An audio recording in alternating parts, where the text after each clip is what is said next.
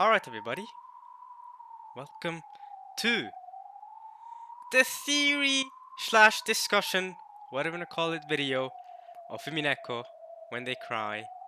At least for me, I'm in Luffy. Hello.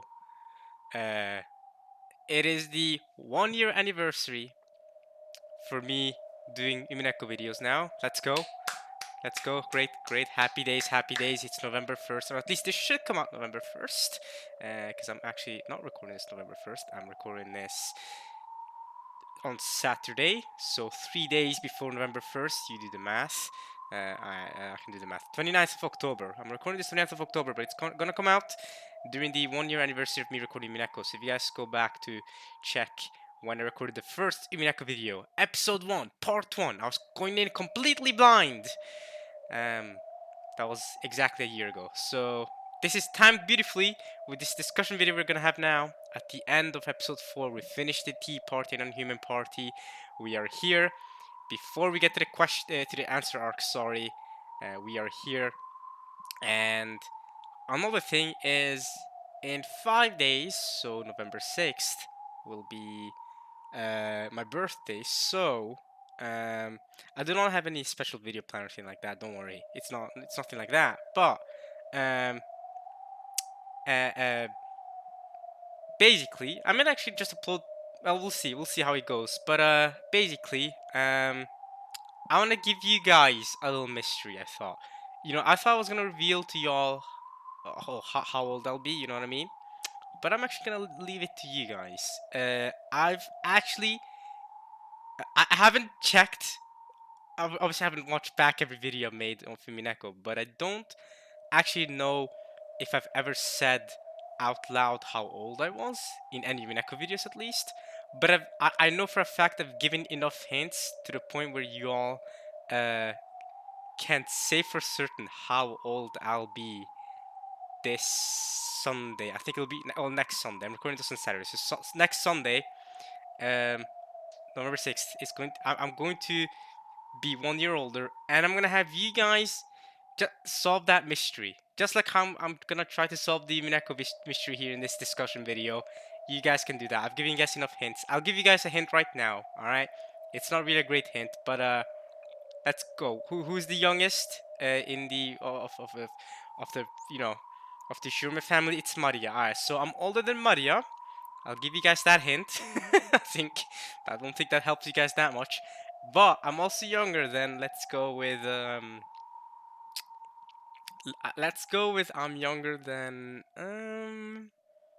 I'm younger than Kraus. Doesn't really help. Alright, I'm younger than Rosa. You know, I'm in between Rosa and Maria in age at some point. There you go. I'll give you guys that hint.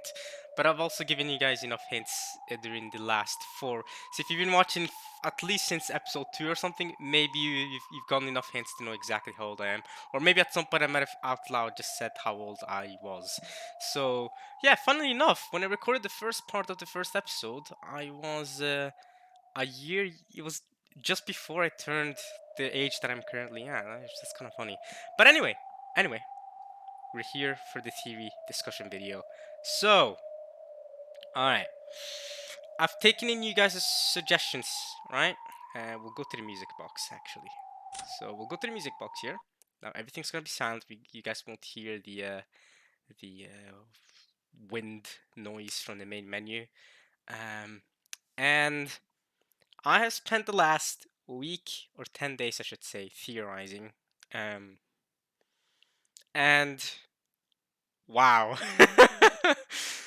Yeah, the more I kept reading back, the more things I found. So there's a lot to go through. There's a lot to go through. I'll try to answer all of your questions. You guys gave me, I asked you guys to give me questions that you want me to answer for this theory discussion video. So yeah, I've gone based on your questions. I've also read back, of course. I've read through the Red Truths again. Rewatched some interesting scenes that we'll get to, and I've arrived at some conclusions. Let's say, so to get you guys interested, before before you're completely. Oops! I just clicked on that soundtrack. I did not mean to use that soundtrack. That is not a great theory crafting soundtrack. We'll check out all the soundtracks soon enough. Don't worry. Well, not all the soundtracks. The mysterious soundtracks that I got recommended by you all. So how do I start? All right.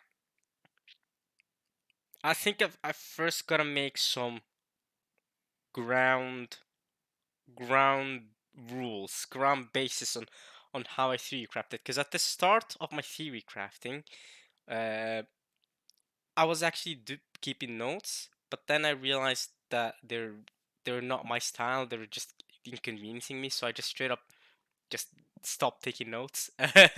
So we're gonna go at this my style, completely raw, and yeah. So there's that.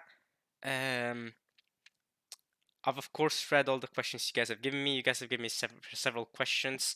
The first question I'll answer is regarding how trustworthy people are, because I think that's the most relevant to start off with. And to keep you guys interested, this is what I was gonna say. I'm also going to answer which episode out of these question arc episodes was my favorite, and I will also reveal which whether I believe magic exists or not. So all these will be coming up very shortly here. So let's get started. All right, let's start with what's my favorite episode before I go on to revealing whether I think magic exists or not, and then based on what I say there, we'll of course go deeper and deeper into theory crafting. Now I don't know how long this video is going to end up being. Um, But yeah, I did have a talk yesterday, actually, funnily enough. Yesterday I had a talk with my friend who introduced Umineko, and we talked about Umineko for 3.5 hours. And in that discussion, I made some new realizations as well. So there's a lot to go down. So 3.5 hours of discussion. So I don't know how long this theory discussion video is going to be, but if it's anything like that discussion, we might be here for several hours. But we'll see. We'll see. So but I've talked about Umineko with my friend for a few times now. It's not the first 3 hour discussion we've had. We've had a few 1 hour discussions in the past where we just talked about episode 3 when I was done episode 3 and I was on episode 4. So I think I should tell you guys a little bit regarding my friend later, but we'll leave it for now and I'll talk about what my favorite episode was. So my favorite episode of all the question arcs is episode 3. I think it just has to be. I think that episode just blew me away. It blew me away. And it's not to say that the other episodes are bad, of course not, of course not. Come on now. But that episode had so many twists and turns. I mean, we had Ronobe being introduced, and eventually Virgilia was then revealed to be, uh, you know, the Kumasawa counterpart. And then I made the connection that Ronobe was actually Genji, because, Ronobe Genji, his name is, and the demon is called Ronobe. So making that realization was huge, huge twist there. Kumasawa stuff, the Chester sisters, and of course, the gold was found. The gold being found by Eva. That completely shocked me. And to top it off, Rosa was right behind my favorite character. Rosa was right behind her in finding the gold. Unbelievable. Unbelievable. That episode 3 was wild. Then we had the Eva teacher shenanigans. And oh man, I have so much to say, yo. This theory video might be so long. I'm scared of this theory. I'm scared of how much I have to say. But okay, we'll get to Eva teacher. We'll get to all that stuff. And then of course at the very end being tricked, not by Beato, yeah that hurt, but being tricked by Virgilia, that hurt me so much, man. That hurt me so much. Virgilia tricked me because I was full on Virgilia. I was full on the bandwagon. I was like, let's go Virgilia. I love Virgilia, and then I got betrayed. That's kind of tragic. So, from betrayal, the North Wind and the Sun story. episode 3 from start to finish was a whole roller coaster. To be fair, not from start to finish. That is the one thing I'll say against episode 3 that I thought episode 4 did at least a little better, and that is the start. Episode 4 hooked me from the start right away with Angie's story, and at the same time, episode 4 had the whole Muddy Sakotaro stuff, which I'll be completely blunt, completely honest. At the start, I was not feeling it. I was not feeling the Muddy Sakotaro stuff. I was like, what is going on here? We had whole 30-minute talks where Mari and Sakotaro were going to the convenience store, and I wasn't feeling it at the start, but I felt it eventually, especially when she lost the key to to the house and all that, and the police, and then Rosa breaking the toys and Sakotaro. Oh, we'll get to that discussion. Oh, there's so much to get to there. Of course, of course. Episode 4 was great. I think it had a better start than episode 3, but episode 4. It's not that it's worse than episode 3, to be honest. It's more just everything felt so magical. It was purposely magical, and Battler.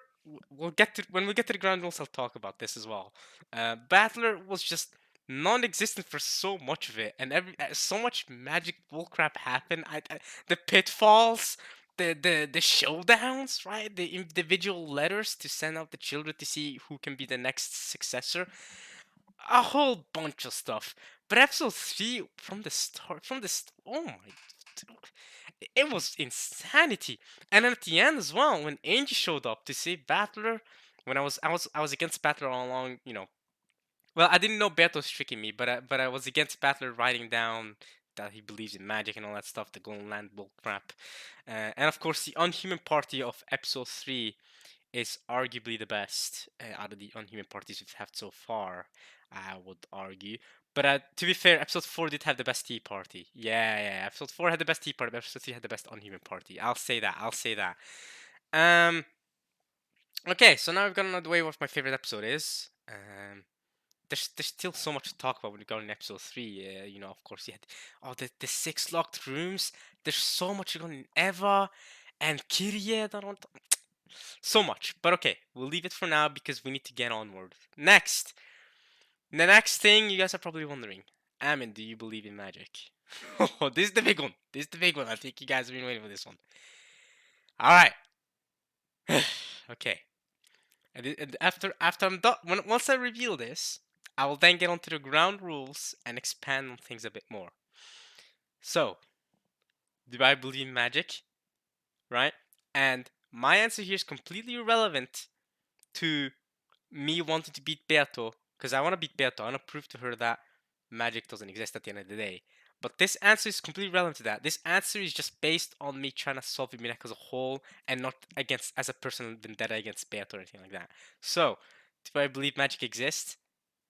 The answer is yes. Well, I have to get more in depth in what I mean by that yes, because that is a very, very iffy yes. So I'm gonna start off saying that right away. So let's get to the ground rules. All right, and we've had several soundtracks recommended to me that I use, but one soundtrack we'll be using pretty much all of them because I did not get recommended that many soundtracks, to be honest. But there was someone that recommended several, but there were other people that only recommended one or two. So we shall use the first soundtrack by a very lovely commenter. If you're the person that commented this soundtrack, then shout out to you. I've seen you in many videos that and I've been really enjoying. At least you've said that you've been really enjoying this journey. So this is for you. That angle. Oh, this is a good series soundtrack. All right. It's time to start theorizing. Here we go. This is a really good one. Hey, shout out to you. This is a good one. All right. So I said magic exists, but what do I mean by that? Oh, this the music is coming in. It's working. It's working. Now, okay. So I think that every single thing that has happened in Rokkenjima, all the murders in all the episodes, everything can be solved in human ways, logically, and that the motivation of all the characters makes sense and is justifiable based on everything that's happened. I'm flat out saying this. I'm not even... no cap, I'm just saying this right now. I think no magic is involved in any of the murders in Rockingham. But at the same time, I did say that magic exists, didn't I? So, we have the problem of this other dimension, this other world, right? Which doesn't really make much sense regarding a lot of things. You know, how Gretel is able to talk to Battler. I say Gretel, y'all know her as Angie, come on now. There's that, but we also have delusions, right? Nazi has been delusional, for example. I think Nazi has quote-unquote talked with Kenzo when we know Kenzo's been dead the entire time. So we've had some magical delusions. So I think this other dimension could just be a whole delusion. It could just be Battler being in an illusion, basically, right? But I think that it has nothing to do with the actual murders, right? Beatrice going, oh, Kenzo's my piece. I'm sending Kenzo out, and I'm gonna do this and that. I think she had nothing to do with that. I think whoever died in episode 4 has nothing to do with this, with what Beato in this other dimension is doing. I think it's all irrelevant, and I think magic exists based on it being a I think it exists based on delusions, kinda, in a way.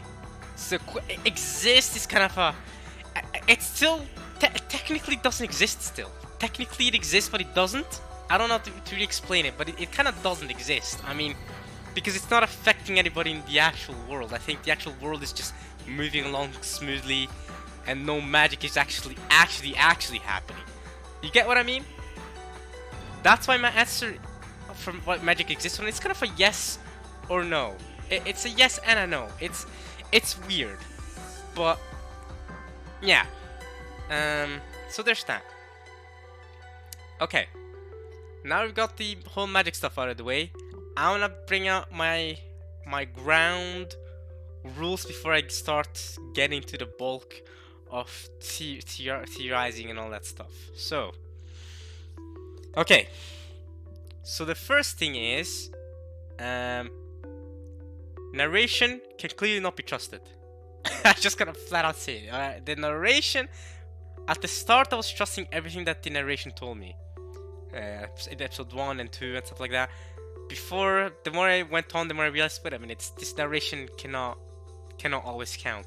Especially when, I think I most noticed it when Beato, in episode 3, when Beato, you know, disproved Eva teacher by using the red. Meaning that everything could be solved in human ways. Because the end of episode 3 confirmed that all the episodes can be solved in human ways, like no magic involved, right? That's what I mean by human ways. And so, by confirming that, I think that's when I started suspecting, okay, then maybe the narration isn't all proof and just everything that the narration is telling you. But of course, this becomes the most clear when Beato literally confirms in red in episode 4 that Kenzo has been dead at the start of every episode. And that holds up. That holds up with a couple of things, and it holds up with Battler never having talked to Kenzo at all. He's talked with every other family member and servant and all that, but except for Kenzo. So, but we've seen multiple times in narration where Kenzo's been screaming and talking with other people like Natsu and the servants and all that stuff. So clearly narration can always be trusted. That's one thing. Which is why I've derived this other conclusion based also on the comments I've gotten from you guys. This is a conclusion that I've gotten largely from your comments. And that is that things Battler doesn't see for himself can't necessarily be trusted, if that makes sense. That's what I mean by what I mean by narration can't be trusted. So that doesn't mean that they couldn't have happened at all. That doesn't mean that any discussion that two characters have had where Battler wasn't there to see this discussion happen, that doesn't mean that they didn't happen. It just means that Battler's viewpoint is the one we have to go on. We're basing everything on Battler's viewpoint, and he's the viewpoint that we can trust the most, basically, right? So scenes, magical scenes especially and stuff like that happened outside of Battler's field of vision are harder to trust, I want to say, right? Than if Battler was actually there and seeing a murder happen in front of him. And that gives us a couple of interesting conclusions, which we'll get to eventually when we get to the bulk of the theory crafting. But that's the foundation for now, right? That's where we're getting off right now. I can trust the things Battler can see more or less. Can't really trust narration sometimes outside of, especially from things that happen outside of Battler witnessing them. So, and this brings me to the first two questions that I got asked by a commenter, which is, what kinds and whose perspectives can I trust? And so, I obviously can trust Battler. He's the main character. I have more reasons to trust him, which I'll get to later on. But I guess I'll say it right now, he's not the culprit. I don't think he's the culprit. I highly doubt he's the culprit. If he is the culprit, I don't think so. So I just want to say that right now. But we'll get to why later, of course. When I've been doing the theory crafting, I've been trying to theorize things based on evidence, based on actual evidence, and not just based on what I think and what I don't think. So that's why I mean, Battler being the culprit is very unlikely in my opinion. So the things Battler sees and the things Battler say as well, oftentimes, I think I could trust those. I think I could trust Battler. He's also the main character. I am Battler in a way, right? When I read this story, I've also kind of assumed Battler's position multiple times. And so I'm gonna be on Battler's side at all times here. So there's that. But also, what about other characters, right? So here's the thing, right? I trust characters that have not contradicted themselves. Right? I think characters that haven't contradicted what they've said are more trustworthy than other characters. And I think a good example of an untrustworthy character is Cross. Now, Cross had reasons to lie, of course, but obviously multiple characters have lied. Cross is not the only one I'm going after here. But Cross, for example, has said multiple times to the other siblings, the Legend of the Gold isn't real, the gold doesn't exist, Kinzo's line about this gold and all that stuff. Why do we know Cross is lying? Well, because he has a gold ingot that he showed to Nazi. So clearly he knows that the gold exists and he's just he's lying to the siblings. Obviously, when someone contradicts themselves like that, they become a lot less trustworthy. If they can lie once, they can lie on multiple things, right? So a good counterexample would be Maria. Maria never lies. In fact, there's multiple scenes in the visual novel where characters will be like, nah, Maria wouldn't lie about getting an umbrella from Beato. Does that mean someone cosplayed as Beato and gave Maria the umbrella? For example, I choose to be more willing to believe Maria than Cross. But then you say, Amin, so does that mean you believe that magic exists and all that stuff? Right? Because Maria on multiple occasions goes, oh yeah, we're going to the Golden Land. Oh yeah, I met Beato. Oh yeah, this and that, this and that. Does that mean I believe all the magical circles and all the things, right? That someone teleported through a door and kill people? Well, no. Right? But it doesn't mean I don't believe in Maria, because Maria can just be easily tricked. It's fine. She's 9 years old. She got tricked. You know what I mean? Right? And if Beato really does exist, or someone cosplayed as Beato, that is a very easy theory to be making, either of those, Maria will go with whatever they say, right? So if Beato says, oh, I can teleport through doors, Maria will believe that because Maria is the way she is, and everything she says is the truth, based off what she believes is the truth. So I'm more willing to believe in Maria. And again, these things I'm saying right now about Maria and Cross have some interesting conclusions when we get to the theory crafting. So there's that. So that's one thing. So what makes a person lose their credibility is if they contradict themselves or if they straight up lied once, right? But generally, you can trust. I want to say you can trust what people say. I think you can trust something that someone says if multiple people can confirm it. If only one person says, "Oh yeah, this happened," then that's a lot harder to trust and believe in than if multiple people say, "Oh yeah, this happened," right? Let me see. For example, in episode 2, Maria and Rosa both claim to have met Beato, right? Nobody believed in them at the start. They were like, oh, that's ridiculous. But Kiri also said, nah, I also met the subject in the portrait. I saw Beato as well. So Kiri joined in. It's a lot. Of course, you could argue both Kiri and Rosa are the culprits or accomplices if you want. But it's a lot easier for me to believe what they're saying regarding them having met Beato than not. Especially when you add in the fact that Battler and the other cousin seemingly have met Beato as well in episode 1 at the very end when the culprit subject came out, as it said. I reread that scene carefully to make sure, okay, so Beato existed at that moment with the subject of the culprit. And Mario was like, see, Beato exists. She was going all that, and Battler was like, I can't believe it. Witches don't exist. I can't believe it. So Battler saw Beato at the end of episode 1. And that, of course, again, like I said, has just brought some interesting conclusions. Alright. What other ground-based things can I say before we get to more in depth? You know what I mean? We can get more in depth here. But what other things can I say before we get to? Let's see. Can we say anything about Angie's story? Any ground? Well, I mean, I can get to more ground rules as we go along. I think that's for the best. I think we start theorizing right off the bat, or at least I show you guys the theories right off the bat, and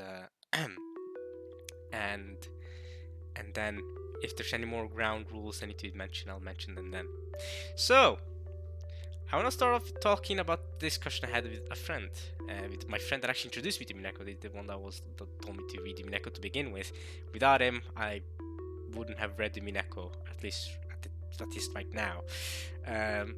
And in the past couple months, we've had a lot of discussions regarding Umineko, right? And when I finished episode 3, I remember having a discussion with him. Now that I finished episode 4 yesterday, I had a long discussion with him, and I made a lot of realizations. So I want to talk about my friend first. So he's someone that has read Umineko before, maybe similar to you all, but I don't know if I've mentioned my friend regarding my friend like this before, but he has read many years ago all of the Umineko episodes except for episode 7 and 8, or at least he read part of 7, but he didn't finish reading 7, and he has not read 8 because at the time those episodes were not, or episode 8 was not translated, or something like that. I think that's why he said that he stopped reading at that point. And then he forgot so much that he couldn't continue, so he was like, alright, that means I have to start back from the beginning. But he didn't start reading back from the beginning because it took so long to start reading back from the beginning. So he just straight up gave Umineko a long break. And in recent months, he's gone back to Umineko. Why? Because of me, kinda, right? I kinda got him back to Umineko because I was reading Umineko and we were talking about it, and I told him about what I think and all my theories and all that, and he started reading back to Umineko. So he's reread the first 3 Umineko episodes, and yesterday he told me that okay, he's finished reading episode 3, and I told him, yo, I finished reading episode 4, let's have a discussion. Now I told him about stuff that happened in episode 4 as well, even though because he's read it before, right? But he did not spoil anything, don't worry. He did not spoil me, of course not, and he didn't reveal anything to me. We just had a discussion and hear us together, kinda. And he said that there's a lot of things that even he doesn't know. You know what I mean? There's a lot of, you know, mysteries that he hasn't solved. So when we were theorizing together, and me and he were theorizing together, it's not like he was when the theories that he brought up. He said that he genuinely didn't know the answer to these. That's just what he himself theorized. And I've kind of built upon his theories with my theories and made even more theories and more things have led up to a lot of different stuff. So, yeah, there's that. So where do we start? Where do we start? Do we start with... Let's start by talking about... let's change soundtrack in a second. And then we'll talk about... where I started, how I started theorizing, so that you guys can join me on the theorizing journey, kinda, and then we'll get to where we've gotten to in the end. So another soundtrack that I've been recommended is, let's see here. So let's see, Suspicion, is that one? We can listen to the soundtrack later, but a commenter here recommended Suspicious Scent. So we shall listen to Suspicious Scent. And then we'll start. Here we go. Suspicious Scent. Alright. This could work. Alright. Theorizing soundtrack. Let's go. Suspicious Scent. So you should use this one to start off my theorizing. So how did it all start? Alright. So this was my thought process when I finished reading the Unhuman Party and I was ready to start theorizing. What was the first thing I did? I was like, okay, the culprit. Let's try and get the culprit together. Let's try and get a whole thought about who the culprit is, right? Let's try to knock some people off. Let's try to dot on the map, alright, who are possible suspects. And here's how I started. Maria. Maria is clearly rooted in all of this somehow. I mean, I say rooted. She's involved, okay? Like, she may not be the culprit. I don't think she's the culprit, but she's a hella accomplice. She's not even trying to hide it, okay? I mean, at this point. So if you can find things about who the culprit is from Maria, then that's great. Because Maria will talk a lot about magic circles and Beato and all that stuff. But in between those, you can find sentences that she says that could come in handy. And so from Maria, I went with, alright, who could the culprit be? And so my first thought was immediately Rosa. And you'd be like, yo, Emin, what? You're suspecting your favorite character right away? Guys, it's because she's my favorite character that I started suspecting her right away. I want to get her out of the way so that I can say that she's not the culprit. Because I don't want Rosa to be the culprit. And now I don't think she is. So why do I think Rosa though? Well, naturally, she's her mother. I mean, that kind of adds up, right? Maria on multiple occasions also says that there are two Rosas. There's the dark witch that controls Rosa, and then there's the Rosa that loves her and all that. So it's not impossible to be thinking that, okay, Maria also believes that there's a witch, Beatrice Rosa, that gave her the umbrella and all that stuff. You know what I mean? There you go. So there you go. And it adds up because Rosa's the only person that went to find Maria in the rain with the umbrella. So Rosa could have lied about someone else giving her the umbrella and given her the umbrella and been like, wait, who gave Maria the umbrella? But I don't think that's the case anymore. And besides, if that was the case, wouldn't Maria have just said that Rosa, my mother, gave me the umbrella? So there's that. Alright, so the first natural suspicious person was Rosa, because she's his mother. So maybe you could argue, alright, Rosa cosplays as Beato and goes and acts like she's Beato with Maria, and Maria believes that Rosa is then Beato and goes along with the story and goes, wee, hey, yeah, okay, you're Beato, woo, let's go, and then Rosa's the culprit. Alright, now to shut that down, I don't think that's the case. So I don't think it's Rosa. I've never thought it's Rosa, but I had to get her out of the way. For one thing, Rosa and Maria have had kind of a few discussions in multiple episodes where Rosa would ask Maria, wait, who gave the umbrella? In private, by the way, so nobody else was around them, so Rosa would have no real reason to lie.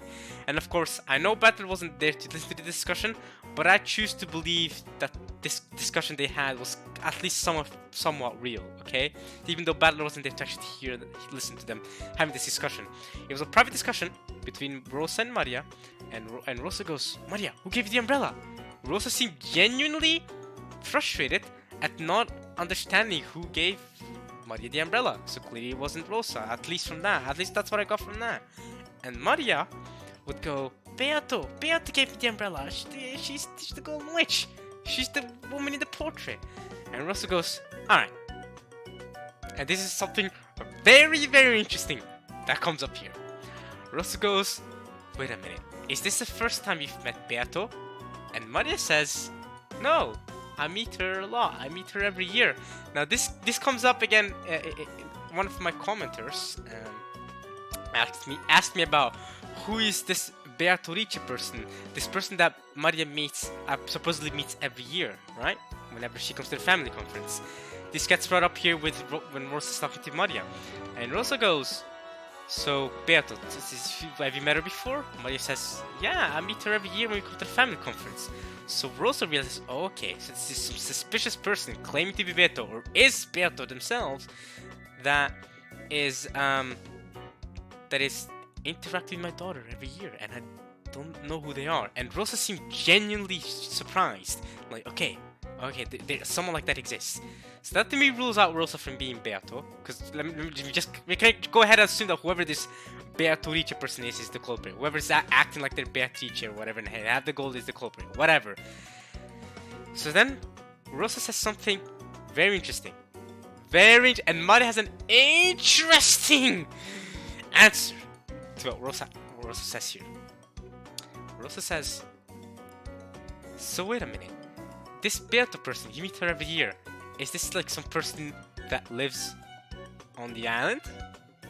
And Maria says yes. Ooh, she lives on the island. Ooh. Now why is that interesting? Because if Beato's the culprit, and we fully believe what Maria's saying here, and Maria typically doesn't lie, that would mean that Beato is one of the people on the island, as in not one of the outsiders, like not Rudolph or Eva, these people that come from outside the island that went to the island. Nah, it's one of the inlanders that Maria is saying is Beato, that she meets up with every year, and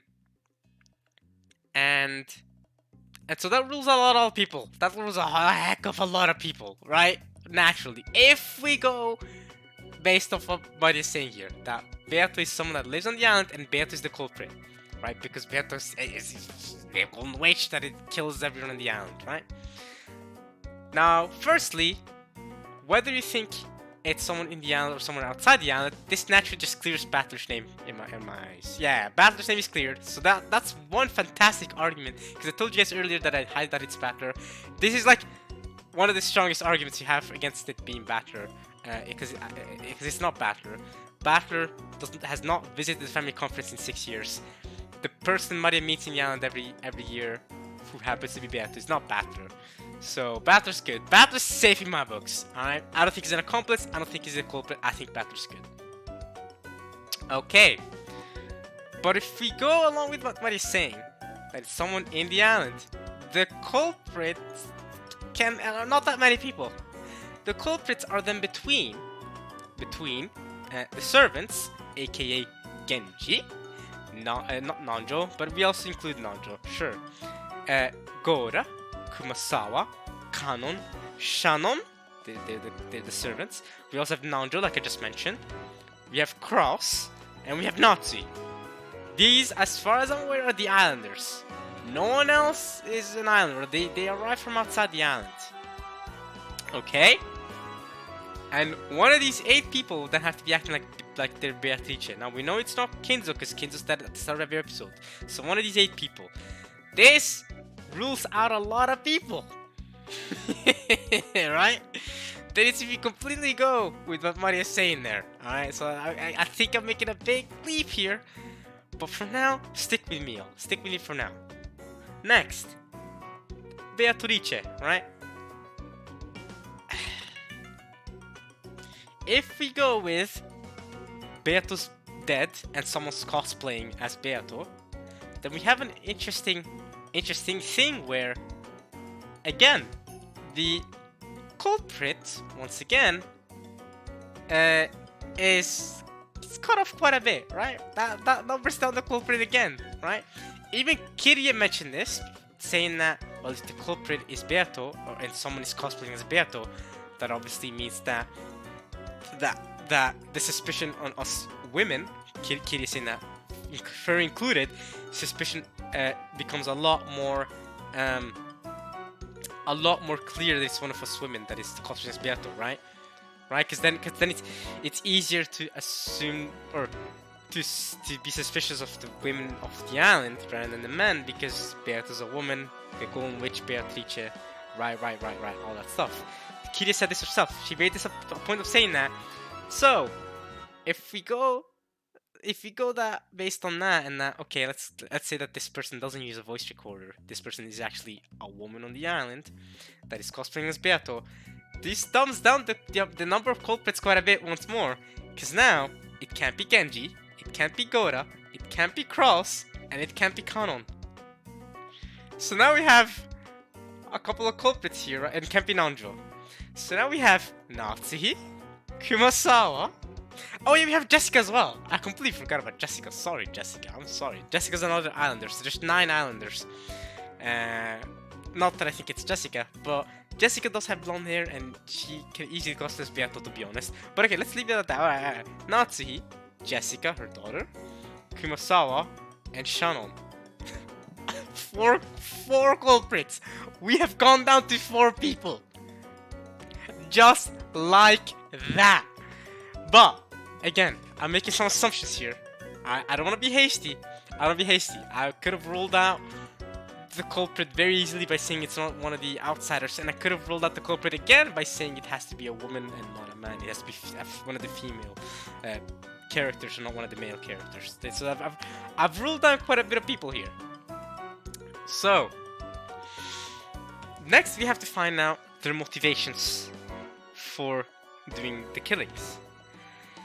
Now, I don't think it's Kumasawa. I think it would be incredibly hard for Kumasawa to cosplay as Beato. Considering how she looks like and her age and all that. So I kind of almost want to rule out Kumasawa right then and there. There are other reasons why I want to rule out Kumasawa as being Beato. But I guess another thing is that Kumasawa is directly connected to Virgilia. Or Virgilia came out of her, so that's another thing. But it's not foolproof, but that's Kumasawa. So she could be, but I don't think so. So it's okay, I'll leave it there. It's between Jessica, Nazi, and Shannon now. We've ruled down the culprits quite a bit here. Nazi has, in my opinion, clear reason to be the culprit. I think she has several reasons to be the culprit. But there's also a good argument against her being the culprit, which I'll get to. Natsuhi, you know, she don't have the one-winged eagle, right? She's not officially part of the Ushima family. She keeps getting made fun of by the siblings, Eva especially. So she has a personal hatred on Eva. She doesn't feel like she gets the respect that she deserves. She's been a loyal wife for all these decades, but she doesn't feel like she gets paid back enough. Cross doesn't even trust her in the discussions, and it didn't even trust her enough that to show her that the gold ingot existed, right? She felt genuinely disappointed as a wife and well, embarrassed because Cross chose to reveal that the gold ingot existed so late, right? So Nazi is, I think she has motive. She has the motive. Let's just go with that. She has clear motive to be the killer, to be the culprit, and cosplaying as Beato would be too hard for her, for naturally, because Nazi, you know, she just needs a wig. You know what I mean? She can get on a wig. She can find herself a dress, the golden witch dress, and go ham. Now, another thing to note is that in episode 2, when Beato showed herself visibly to everybody, Beato was using school uniform clothes. And I don't know if Nazi can fit in Jessica's clothes, but I'm just saying. That's another connection there, in that Nazi could have fit in Jessica's clothes and acted like she was Beato. So I think Nazi's clear motive, she has the means to do it. Nazi's very knowledgeable of how the mansion looks like. So Natsu could have pulled it off. You know what I mean? She could have had the servants working along with her to be being accomplices, right? She could have had, I don't know, Kumasawa or Genji work with her, Gora, whatever, to do the murders. And she has the means to do it, and she has a good area. She knows how the.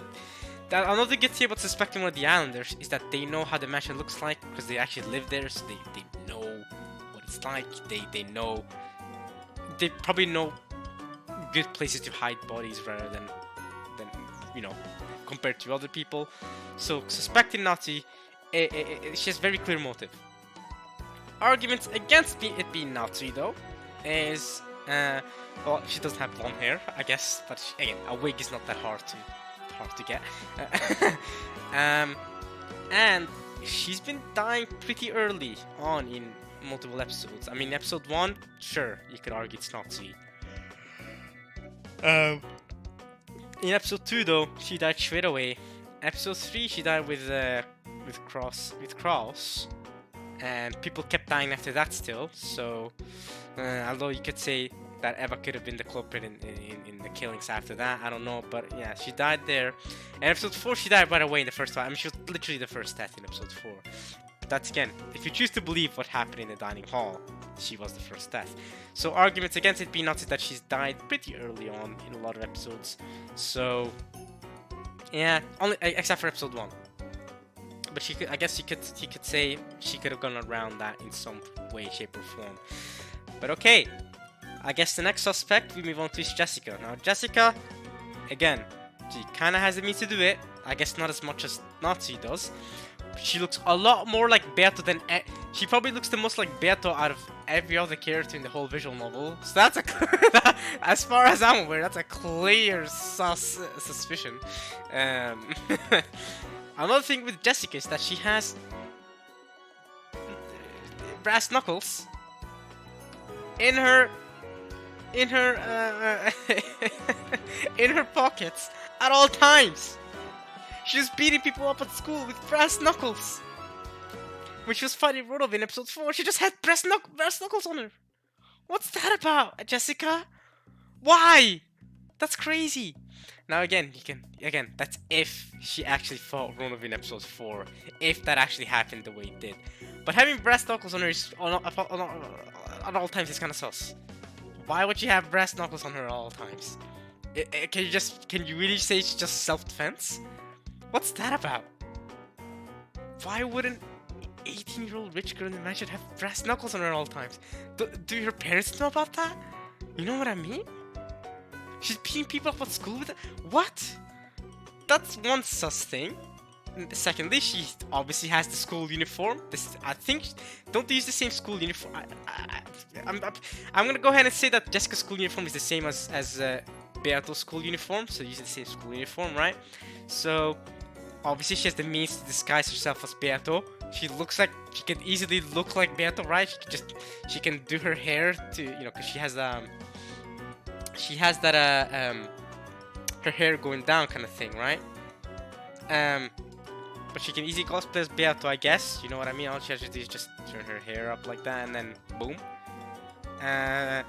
However, the thing with Jessica is she doesn't have the same amount of motive as because she has the ponytail, right? Jessica's a ponytail, but she doesn't have the same motive of being the culprit as her mother does, right?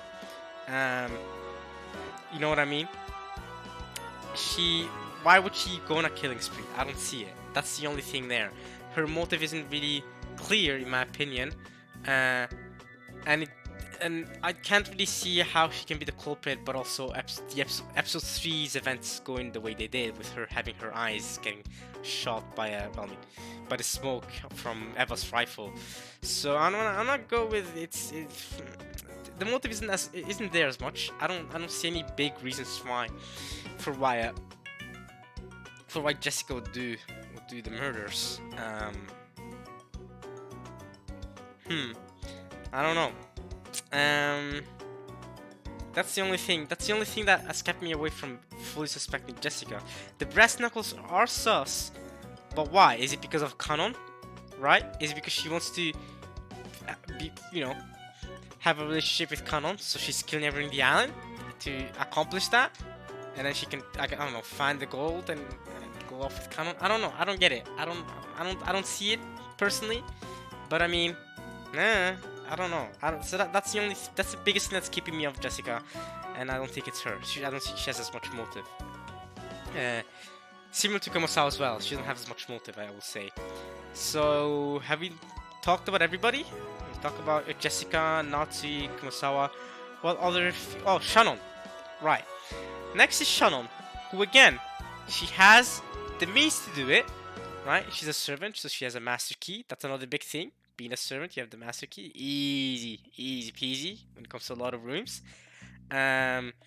Next is... she can definitely cosplay as Beato if she wanted to, right? And another thing is she's close friends with Jessica, right? Jessica a lot of occasions says that Shannon is her only friend. She can trust Shannon to come to her room and all that stuff. And because of that close relationship, I think Shannon can then have an easier access to Jessica's room to then cosplay as Beato in human form, you know what I mean, in her school uniform form. So Shannon can do that. She can cosplay as Beato. But again, the motive. Why would Shannon be the culprit? You know what I mean? That doesn't really add up for me. Again, is it because she wants to run off with George? Right? It also doesn't help the argument that George has died every episode, so why would she kill off George if she was the culprit?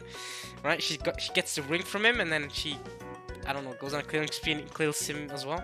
I don't really get it. You know what I mean? I understand her having hatred against Eva at least, because Eva called her furniture. In episode 3, I believe it was, or episode 2, she was very rude to Shannon. But I don't know why she would be justified for her to. I say justified. I don't know why she would have the motive to kill everybody. That's the only thing.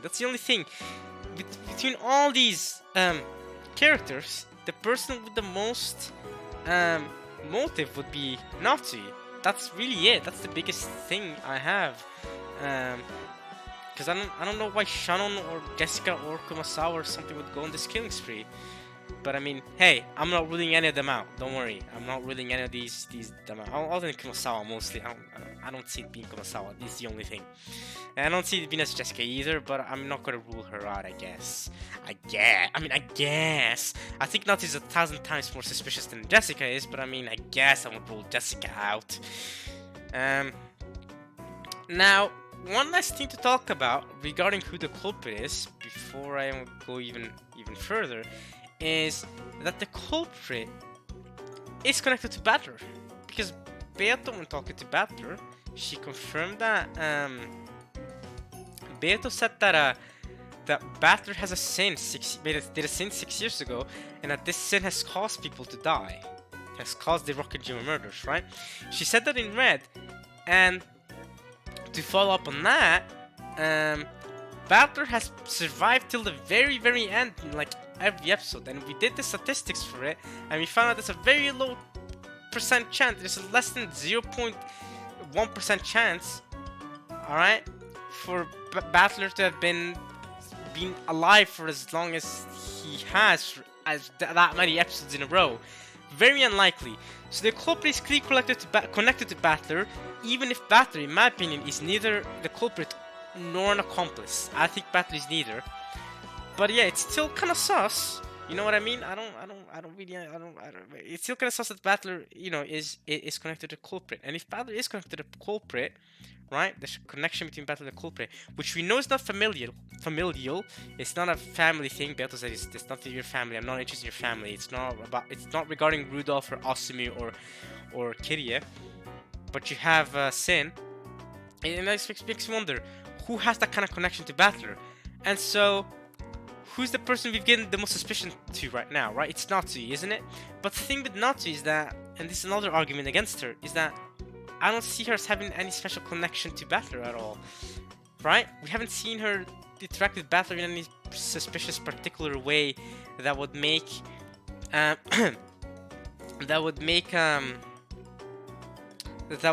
Battler be to make her be the culprit. That's so connected with Battler that would give her the reason to be the culprit and kill everybody according to the epitaph, is a thing.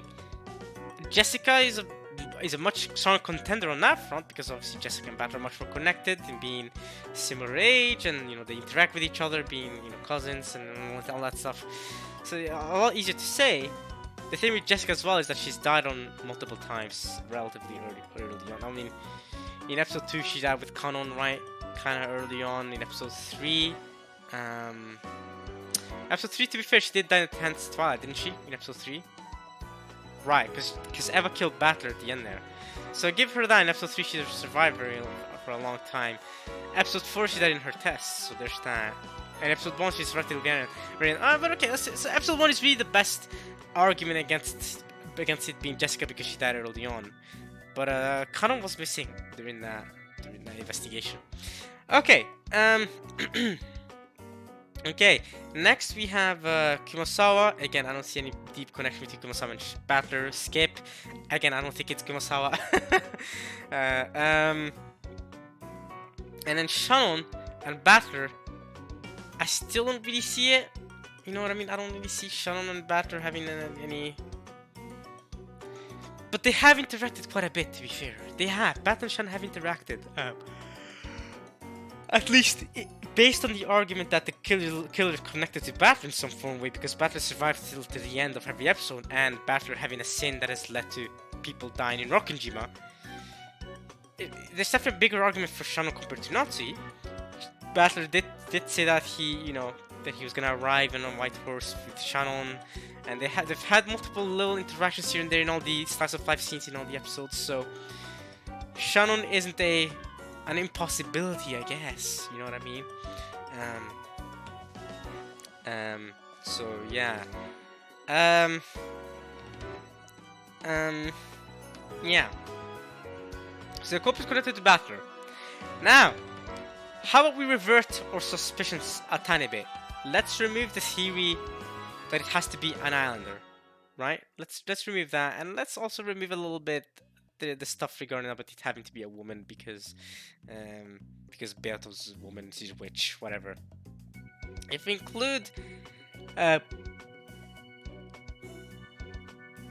include outside intervention, being the culprit, right? If you include, Eva, Hideyoshi, Rudolph, Kirie, Rosa, etc. I already argued for it not being Rosa. I did think it could have been Nazi for some time, but I don't know. I don't really know that it could be Nazi as much now. So I don't think it's Kraus. I think Kraus could be an accomplice at best, but I don't think he's the culprit. Yes, he's been known to lie and all that, and he wants to build his theme park to find the gold, whatever. But I don't think he's the culprit. He hasn't seemed to be... At least he hasn't done a great job of being a culprit if he's the culprit. I think at best he's an accomplice, I think, with Kraus. However, Eva and Hideyoshi are a lot more involved, especially in episode 3. In episode 3, I wanna suspect both of them of being either culprits or accomplices at the very least. Episode 3 kind of made that clear. I mean, Eva clearly killed Battler at the very end of episode 3 there. So, is she the main culprit? Maybe not. But is she an accomplice? Clearly so, because she killed Battler. So the obvious sus on Eva. There are also all these scenes with Eva Tiche going wild that you could argue that's just Eva. So there's that. Yeah. Hideyoshi could be an accomplice. I don't think he's the culprit though. Again, but I don't think we need to talk about their motivations. Right, both of them have motivation to do the killings, right? Yeah. All the siblings really need money. They all have a lot of motivations to be doing the killing, right? So there's that. Rudolph and Kirie are other interesting characters. Both of them have motivations to... Especially Rudolph has more motivation, I guess, to do the killing. Rudolph knew he was going to die before it even happened. And Rudolph also has suspicion on him because of the 6 locked rooms in episode 3. If we go based off Battler's theory that Rudolph had the parlor key all along and only acted like he took it from Shannon, when he found her corpse. Then that puts some obvious suspicion on Rudolph. There's also the whole stuff regarding Asumu, which is kind of sus from Rudolph. If Asumu is not back to his birth mother, then what the hell's going on there? So based on that, then yeah, Rudolph would be a bit sus, if you ask me. All right. Okay, but I don't think it's Rosa. I think I've already argued for it's not Rosa, so I think we're good there. Now we're including outside people being the culprits.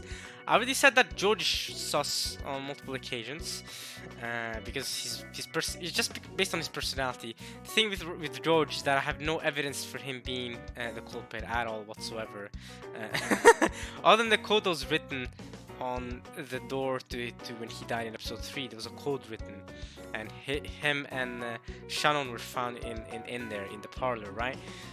But I don't see how that makes George a culprit at all. In fact, he was found dead, so I don't really know. So I've said sussing on George is just based on his personality and not on actual evidence.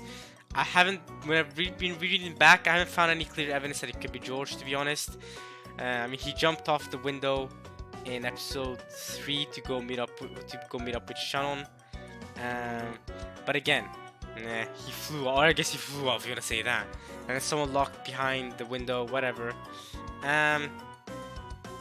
Yeah, but I don't know. I don't have any clear evidence of it being George. I don't have anything. I've already talked about it not being Battler. I've already talked about Maria, so we're good there.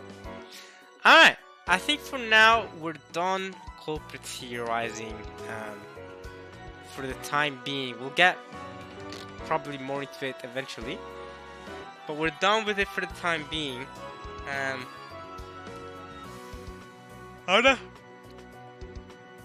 want to get into some other things. Okay, I'm gonna get into some other things now.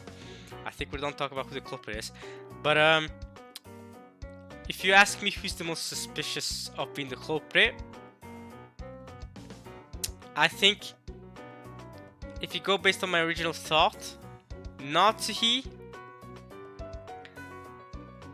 I think Natsuhi, Jessica, and Shannon. Right? I think those three are probably the most sus, based on that they live on the island, and I think the other servants plus Nanjo could easily be accomplices.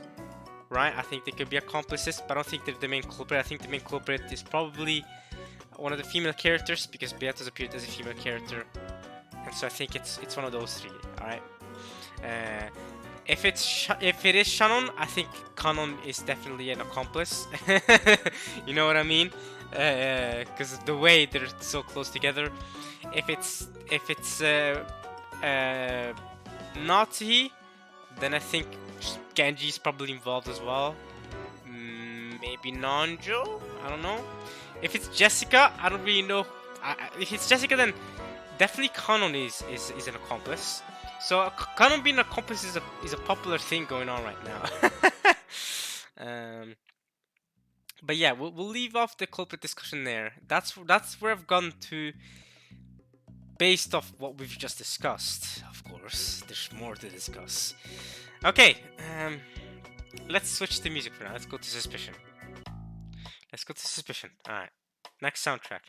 This soundtrack has not actually been recommended, but the soundtrack was called Suspicion, so I guess it fits. We'll switch to more soundtracks eventually when we get tired with this, I guess. But I have other soundtrack recommendations and stuff, so we're good there. We haven't gone through all the interesting soundtracks yet. Okay, so let's actually take up one of the comments from you guys, right? One of you guys' suspicious, oh my god, suggestion on what to talk about in the discussion video. So now let's see. We have a question here from a commenter, and this question is one I've thought about a little bit. So the question was, they keep mentioning the shrine that was destroyed in the summer. So what happened to that shrine, and why does it matter to the story? I'm gonna keep it with you for real, Chief. I have no clue, but Shannon destroyed the shrine, and then a lightning bolt came by, destroying the Torii Gate, and this happened in the summer of 1986, by the way. So before the October murders, because George did say that he felt like that the Torii Gate was there last year, and Beatrice did say he remembered it 6 years ago. But Shannon quote unquote destroyed the mirror or the shrine thing, which I think had like a glass mirror thing on it, and the Torii Gate was then destroyed by a lightning bolt. Yeah, I don't know about that one. Shannon destroyed the shrine, sure, I can go with it. But the Torii Gate being taken down by a lightning bolt and an erosion, and that doesn't add up for me. I haven't gone to any answers, but I did actually discuss this with a friend of mine, and I actually don't want to get into this right now. I, funnily enough, don't want to get into this right now, because it's related to something else that I want to talk about later. So we'll leave it there for now. Or actually, we might get into it very soon here, because the next question that I got was, where is the gold? Now this is a good one. Once you solve the epitaph, which is a word game puzzle, how does that translate into finding a pile of gold on this island? So, obviously I've thought about the location of the gold. You guys think I didn't spend time thinking about where the gold could be? Alright. Now I'm gonna tell you guys where the gold is, where I think the gold is, and then we're gonna argue for why, and then we'll see, you know, more, and then we'll get more about the characters and all that stuff. So here's where I've concluded where the gold is, based at least on evidence, because before now my evidence of the gold was just like, oh, Kyodorian is sus, it's in Kyodorian, it's underground or somewhere. Well, we know it's underground because Eva found it underground. So where do I think the gold is? My answer is, I think it's in the chapel.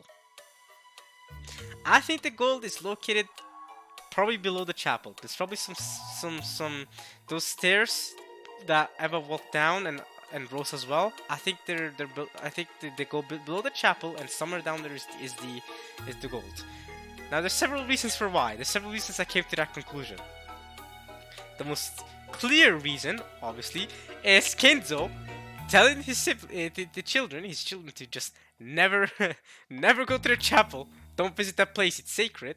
And we know Kenzo's obviously not a very religious guy, you know what I mean? Kenzo's not religious, obviously he's a Western fanboy, he's into the occult. So for him to be really religious like that doesn't really make sense. But he's built a chapel there, and he's told his siblings to keep out of the chapel, which they've listened to because Kenzo's very strict like that. He kept telling them, okay, don't go to the chapel. The chapel, don't visit it. So why is Kenzo trying to stop them from going to the chapel all that much? You know what I mean? But of course, there's more reasons. There's more reasons why I think so. In episode 4, when Kiria's group with Cross and Shannon and Kanon and Nanjo and I think it was just them, right? When they were getting out of the underground dungeon, they came up a well, which eventually Battler went to investigate.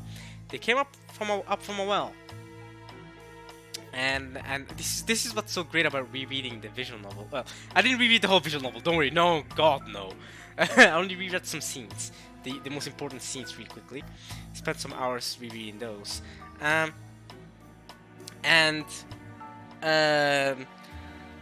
they came up from a well which was behind the mansion. There's an underground well that is behind the mansion that leads somewhere. Who knows where? You can assume it leads to Kyodorian, whatever it is, but it exists. So What does that mean? What does that mean? What does that mean, Amin? What does that have to do with the gold being in the chapel? Well, I reread back to when Beatrice was talking about the chapel and the location of the chapel, and Beatrice said that the chapel is in a grove behind the mansion. That's right. So my theory is this underground well behind the mansion actually leads to the chapel. The underground well thing is a tunnel that goes to the chapel, but not just that, the tunnel also goes to Kuwadorian. Why do I think it goes to Kuwadorian? Because that's where we found Eva at the end of episode 3. So you see what I mean? The plot is sticking here. The plot is sticking. So this underground well goes to the chapel and to Kuwadorian. Now, this hidden mansion is something that has been rumored by several people to exist. And so, you know what I mean? So several people rumored that this hidden mansion exists. And so, it's kind of, it's kind of like a, you know, but they never found it. Cross, even though he lives there, he never actually found this hidden mansion. Nobody really found it. However, Eva did find it, and she was there at the end of episode 3 for some reason. Why? I think it's because Eva, in episode 3, she found the gold under the chapel, and she found out that the tunnel led to this hidden mansion. That's how Eva was able to find the hidden mansion, because the tunnel directed her there directly. Because the hidden mansion, the only other way to get to it is the way Rosa did it when she was a child, which is just running in the forest somewhere and just randomly popping out on it, right? But Eva wouldn't really have done that. I think Eva just went underground, and the tunnel leads to the underground I think the tunnel leads to Kuwadorian. So it's a tunnel that leads to Kuwadorian, behind the mansion, and to the chapel behind the mansion, and to the well, which Kitty and the rest came up by at the end of episode 4, or during episode 4. Okay, now you might say, I'm still not convinced it's in the chapel. So I have one more thing to mention before we finish, and that is MBTQ. Now we know, right? MBTQ. At first I didn't really know what that meant, what George was saying with that. But now we know it's million, billion, trillion, quadrillion, right? Very low chances, because he was reading the chances of a miracle happening. The chance of a miracle happening, obviously something that Kinzo's saying, something that Kinzo's been noting down and directing towards having this miracle show up and all that stuff. Angie, in episode 4, let me see. I remember Angie in episode 4 when she was with Kumasawa's son, I think it was. There was a scene where she found out that Kumasawa was investigating the location of the gold, right? And when investigating that, when she was doing that, during that investigation, we saw that Kumasawa had a picture of the chapel with MBTQ on it, quadrillion on it, and Angie read it up and was like, quadrillion? Oh, that's a very low chance. You know, the chances are extremely low.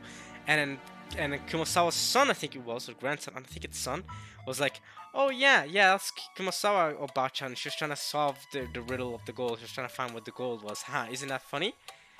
So that's another reason why I think it's in the chapel, because she took a picture of the chapel. So that, to me, you know, Kumasawa, while theorizing, managed to, well, at least had suspicion on the fact that the gold could have been in the chapel. Kumasawa, I'm saying, right? So that's another reason why it could be in the chapel. That's another hint towards that. And that's also another reason why I don't think it's Kumasawa, because if Kumasawa's researching that bad, you know, we can even see records of her trying to find where the gold was, then I don't think she's Beato, right? Because I feel like Beato knows where the gold is.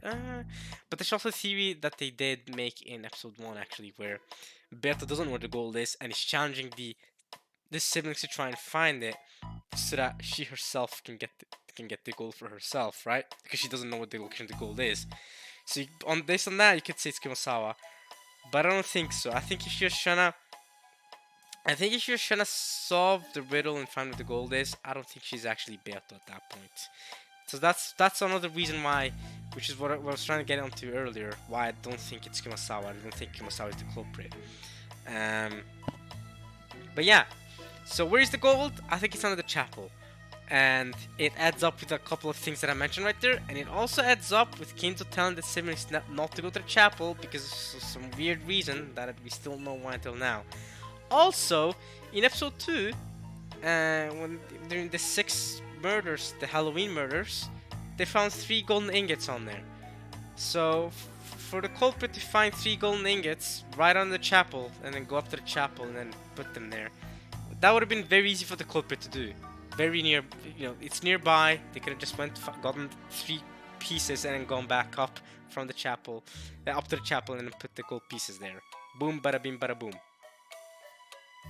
Only issue I obviously have with it being in the chapel is, why wouldn't Cross have found the gold then, right? Shouldn't Cross know to suspect the chapel because his father kept telling him to stay away from the chapel? Or is Cross really that much of a Because Cross should know at this point that Kinzo's dead, right? So there's that. Which also makes Natsu sus, by the way, because Natsu, this is another thing with Natsu, is that she said that, Natsu said that she talked with Kinzo, and there was a scene where she was talking with Kinzo, even though we know Kinzo's been dead all along. And it was a scene where Kinzo's like, you deserve the one-winged eagle, put it in your heart. Even though you can't wear it, it's in your heart, you're one of us, right? And then when she walked out of the study, where she found Eva, right?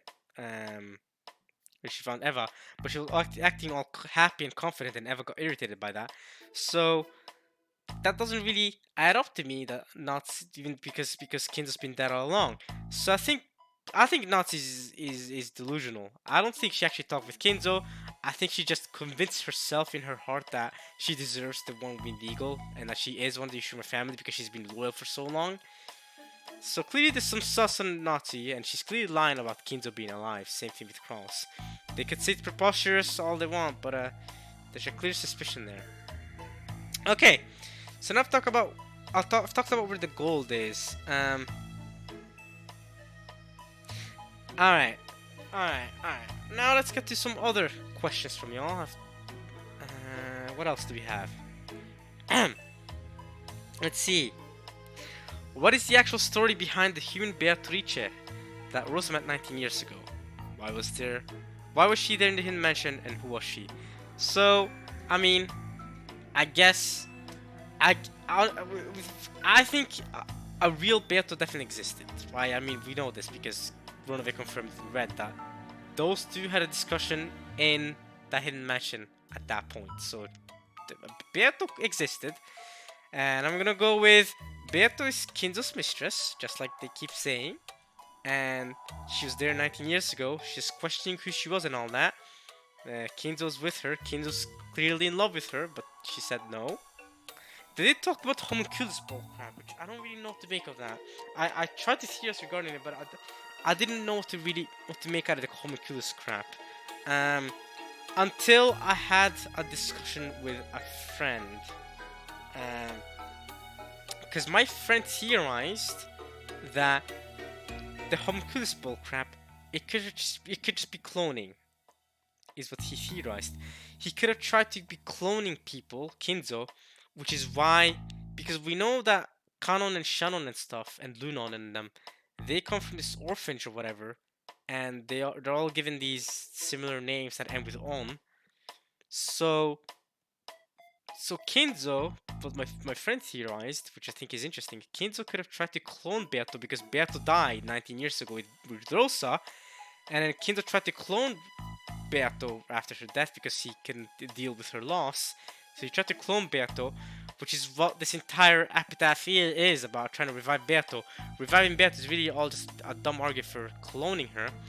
And so this orphanage that Kinzo has was just a thing built so that he could try to turn these kids like Shannon and Kanon and stuff and Lunon into Beato by cloning her. That's why this whole homunculus stuff was brought up.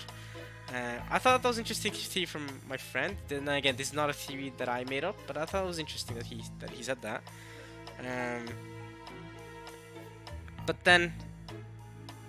But yeah, I'm gonna leave that there. Just a random thought to put out there. So who do I think she was? I do think she existed. I do think she was Kinzo's mistress. I guess she died 19 years ago.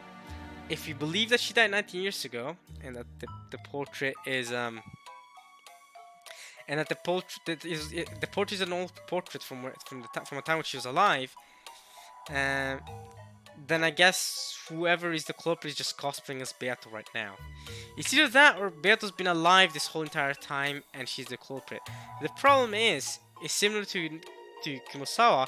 The culprit, if the culprit is Beato, who's still alive after all these 19 years, the problem I have with that is she would look much older than she did in the portrait that, you know, was taken 19 years ago. It's an old portrait, right? So she'd look different. She'd have to, she'd have to change her appearance a little bit to make it more believable that she's actually the same Beato from the portrait, right? So there's that. So yeah, I think I want to go ahead and believe Rosa in saying that she actually died. I don't think Rosa would lie about that, even though she hasn't really talked about it in other episodes as much. But does that mean that Beatos died every single time, like 19 years before the Rockinjiro murders?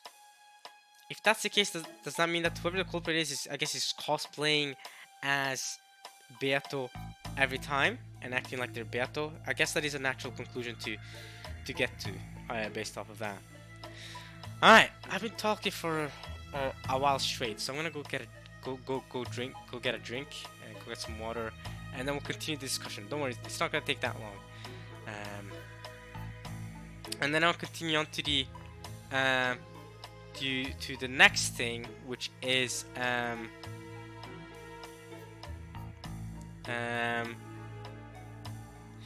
I guess we can talk about there's still a lot of things I want to talk about. I guess we could talk, once I come back, we'll talk about Angie a little bit. And Angie and her whole story, which I've talked about it quite a bit in the comment section, but I'll talk about it here as well. And what I think happened to Angie and all that stuff. So, be right back. And then we'll also talk about Maria. I'll also talk about Maria because I have more things to say about Maria. So, BRB, gonna go get a drink.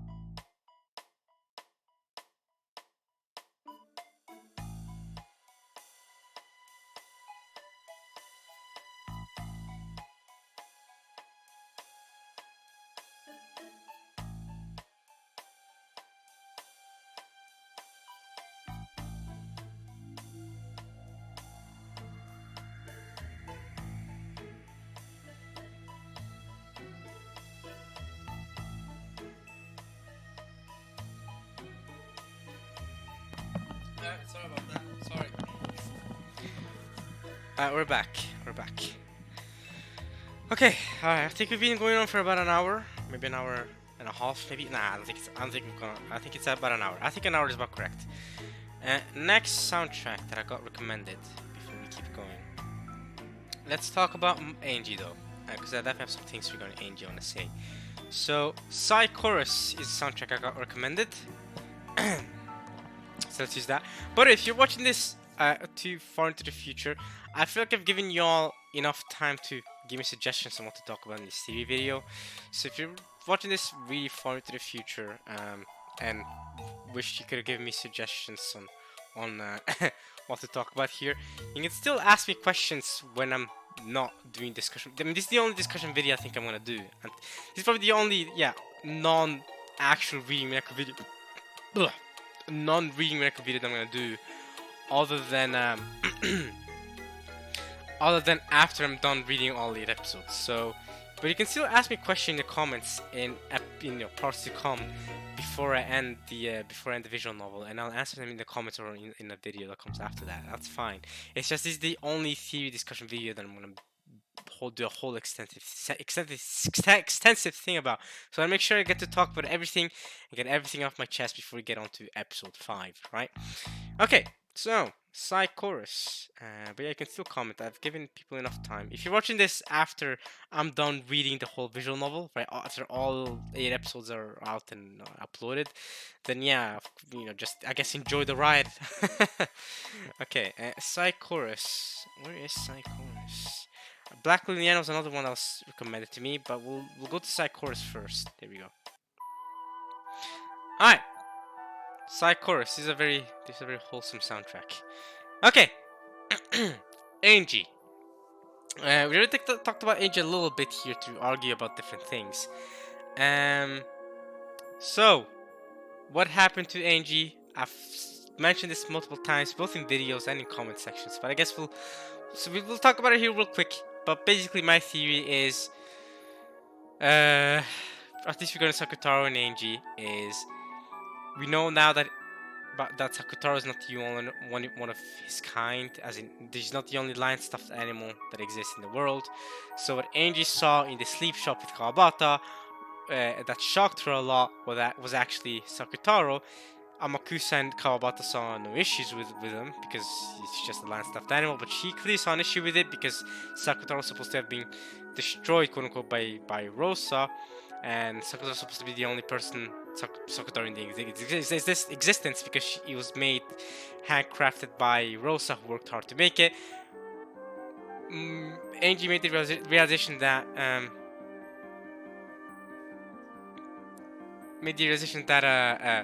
that hey, oh okay, so clearly Sakotaro's not the not the one of its kind.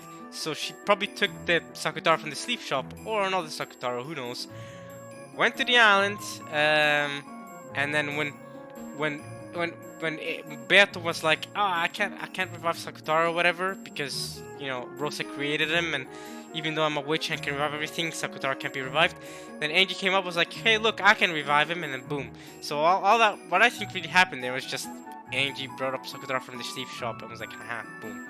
So you go, I revived him, see? And then Mario's super happy. But Beato realized that, hey, wait a minute, that's not the only Sakotaro of its kind. Both her and Angie made a remark about how tragic of a story Maria's had, which is true. Rosa's been a very mother. So I mean, I don't want to get into too deeply about Rosa being not the best of mothers to Maria, to say it that way. But yeah, okay. Now. Let's see. Right. Let's see. Right. The whole Amakusa stuff. So my theory on the whole Amakusa stuff has changed a little bit. Only it's mostly the same.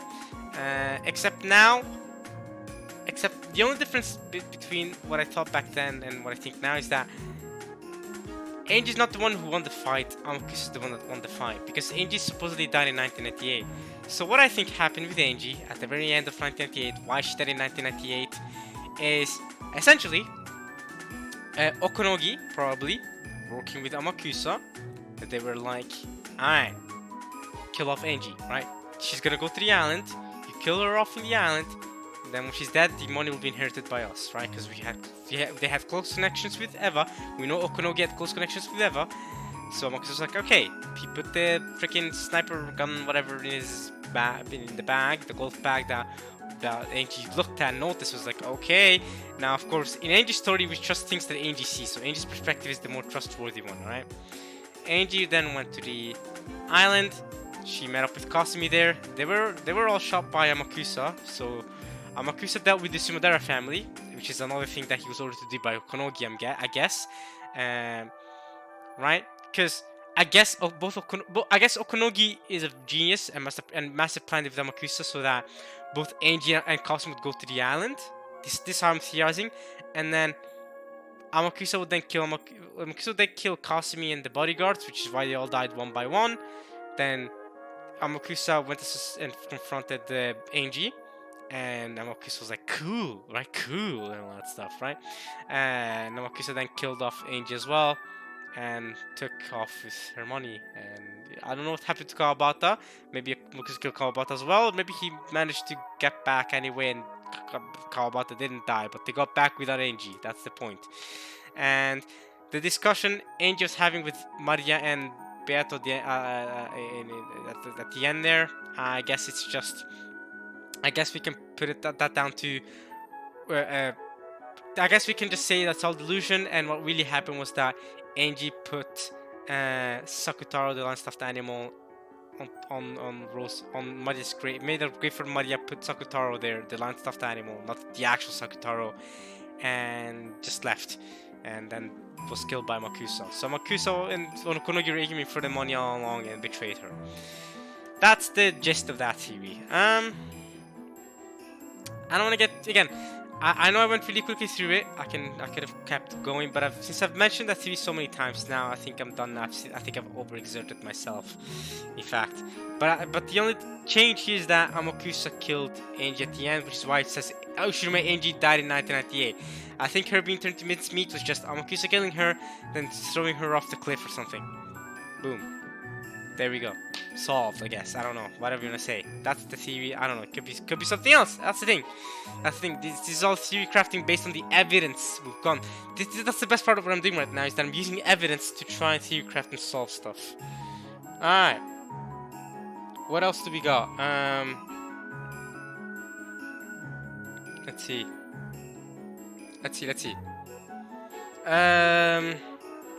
So here we go. We got more questions by this commenter. Now this commenter is clearly working for the witch hunt for the Beatrice. So they're saying, who is the gold witch Beatrice-sama, and what sort of cool even demon allies does she have on the island to use against those mere incompetent humans for each game board? Now, funny enough, you might say, haha, this is a dumb question. I mean, they're obviously being sarcastic and all. There's partly sarcasm. The golden witch Beatrice could just be the culprit at the end of the day, and there could be an actual Beatrice that was Kinzo's mistress from 19 years ago, but she died 19 years ago, and so someone's cosplaying as her. And this entire riddle is, I don't know, I don't really know what to say about the riddle. That one's, by the way, I tried solving the riddle. It was too hard. I know you need the Japanese to be able to solve it, but I couldn't do it. So yeah, that's probably something I should have mentioned by now. The riddle was way too hard to solve. I couldn't do it. So if you guys were hoping that I could solve the riddle, yeah, tough luck. Okay, okay, so, the unassociated British have clearly been killing these incompetent humans. So, okay. Right, the cool demon allies. So, I've made another connection here, and we'll actually get to her in a second now. You know how Ronove is Genji? Runaway Genji, right? Kumasawa is Virgilia. Now I don't know who Gop is, but let's exit here real quick.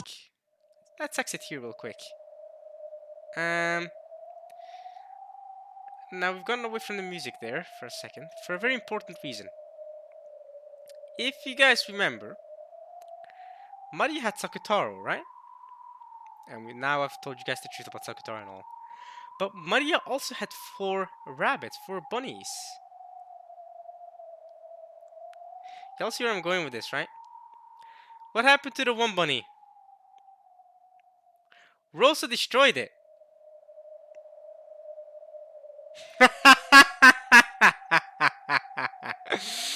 Yeah. Now y'all see where I'm going with this, right? Let's check the character file. So here we go. We're going straight to the character file. So you guys told me in the comment section to check out the character file, and you guys might have been wondering, Amin, you said you were gonna check the character file for this character at the end, in the comment section after the last part, because I only checked out. I didn't try to resurrect this character. So when I started off this video, I purposely didn't go to the character file and check out this character, because between then and now, I've theory crafted on who the character is. And I think both you and I know by now. I think it's clear as day.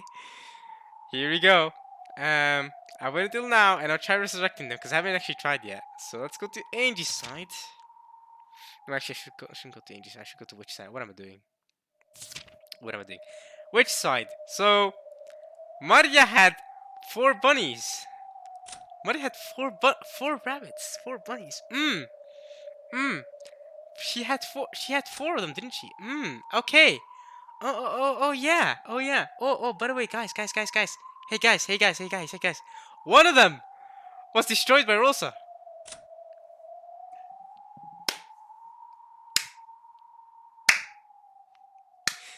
It's done. It's clear as day now. I think the Chester sisters, come on now. The Chester sisters are the 4 bunnies that Maria had. But one of them was destroyed by Rosa. So let's try resurrecting it. Let's see if we get any funny Rosa Maria hints here. I opened with the sisters' cavalry, which serves Pendragon.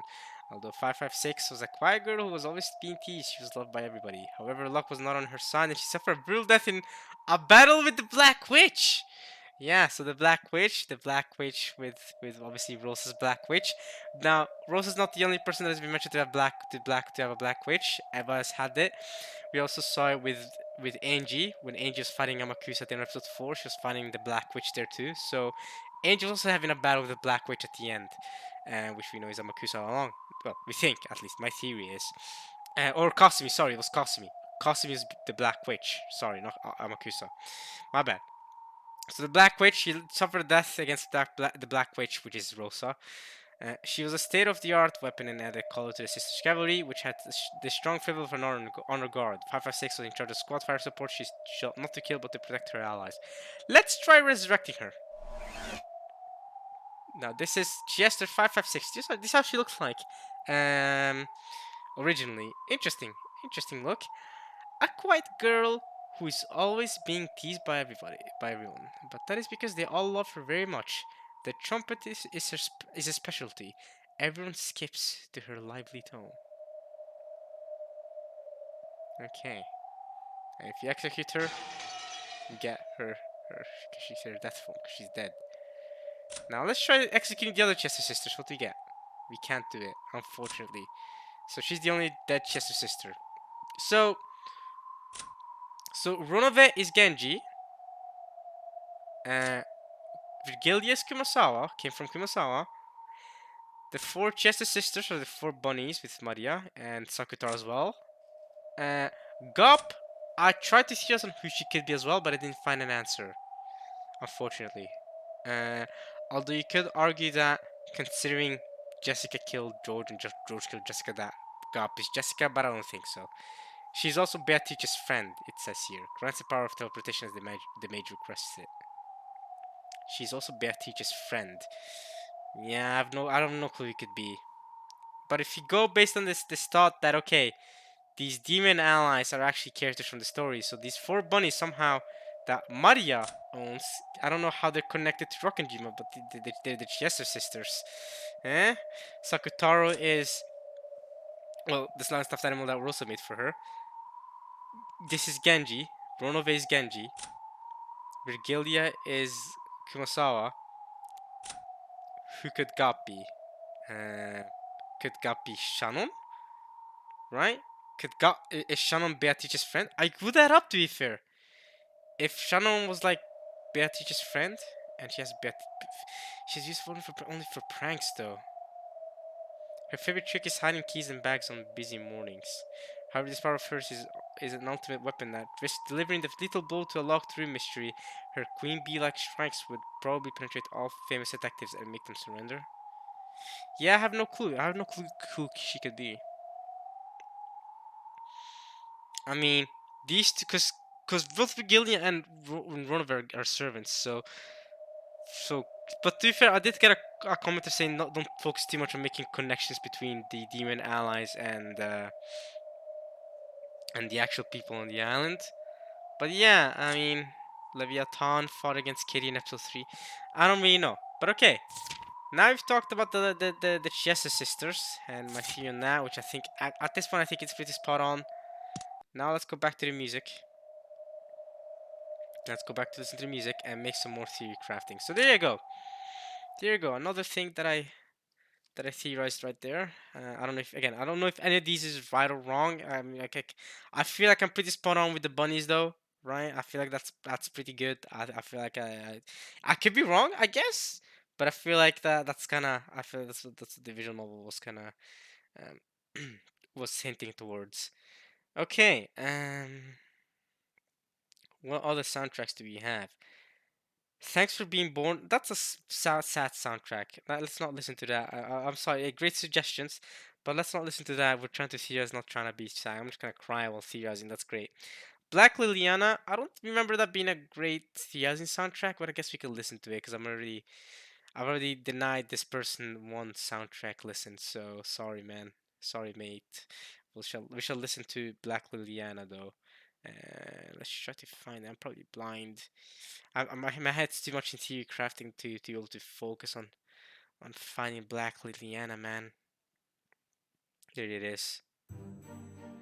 Yeah, I don't know. We'll listen to it for now, I guess. Okay.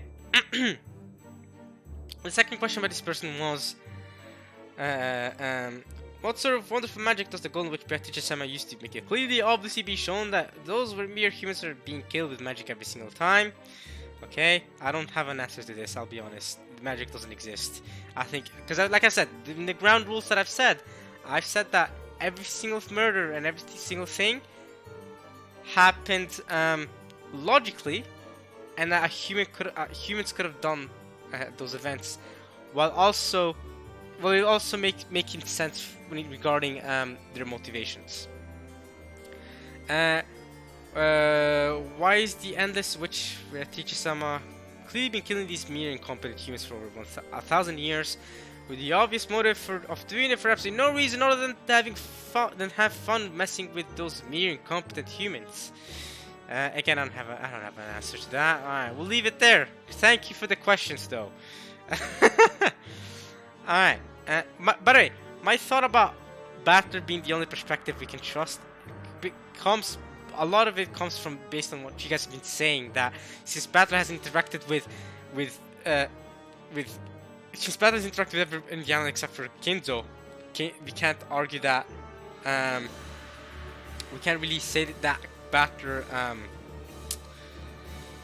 you can't really say that a mysterious 18th person X exists, well 17th person X exists based on one of the other people in the island, because they're all people Battler's interacted with. That is what led me to think that, okay, Battler's POV of the events and things is what we can trust. Just so you guys know. That's how I came up with that. Yeah.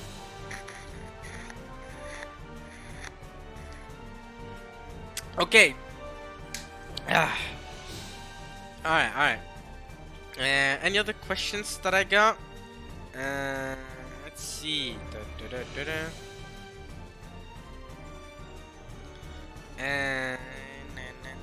Because if there's nothing else, I want to actually get to the red truths, and then after that, I'm gonna get to Kinzo and the gold. I already talked about the gold, but I haven't talked about the location. I haven't really talked about the story and the epitaph, of course, and how it connects to the epitaph and all that. But let's see if there's any other important questions. I've answered that. I've answered this. Let's see. I've answered that. Okay. Let's see. What about here? I've answered this question, right? Because a lot of these questions I've kind of answered, you know, by just talking right here.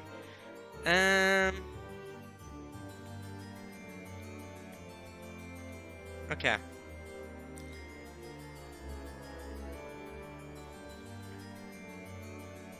No.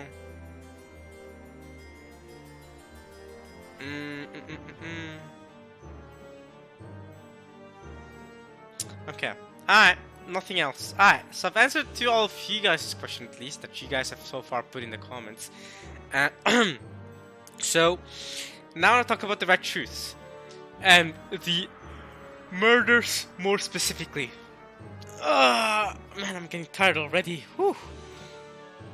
I've essentially been talking non-stop for an hour and a half, I think, now. So, and it's not gonna stop anytime soon, unfortunately. Unfortunately for my throat. So here we go. The Red Truths, right? Okay, so. Okay. Alright, let's try and get my head together, and I'll tell you guys how I was arguing based on the Red Truths, right? Now, of course, I said that I trust the things that Battler sees from his POV, but of course I also trust the Red Truths. So if something happened that Battler didn't see, the Red Truths can lock onto that and be like, alright, this happened. Even if he didn't see it, it happened. So Kinzo died, it happened. Battler didn't see Kinzo's death.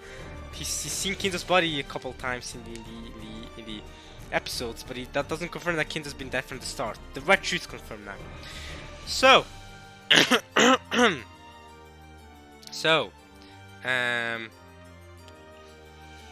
when I was theorizing the Red Truths, of course, went back and forth trying to theorize who could have been the culprit in different sections and who could have done different things and this and that. But I made a few assumptions, and the first one was that you can't declare someone being dead if they died at an event at a certain point in time after the Red Truth was said. Does that make sense? So you can claim the Red Truth. I can say, for example, Jessica died, and that would be true if it happened at any point before they said that Jessica died in Red, right? So even if Jessica died 20 years, I don't know, when she was 5 years old, and us meeting her now is all just been an illusion or whatever, that's fine, it's valid. But if Jessica died and Jessica doesn't actually die until 2 hours later, then that doesn't count. That's how I've interpreted the Red Truths, right? And so,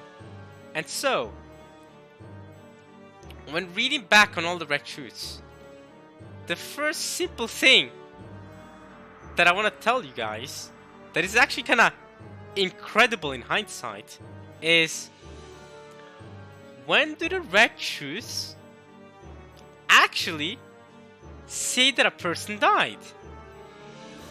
No, like for real. No, like for real. Nandri himself said that he's not, let's see. Sorry.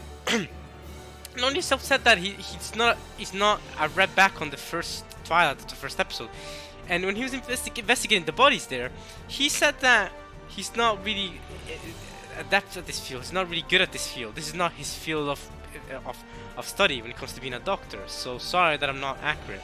If I can misdiagnose someone or something like that accidentally, because I'm not proficient at this. But even then, let's also add that Nandri could very well be either the culprit or an accomplice. I don't think he's the culprit. I'm gonna go. He could very well be an accomplice, right? And so, right?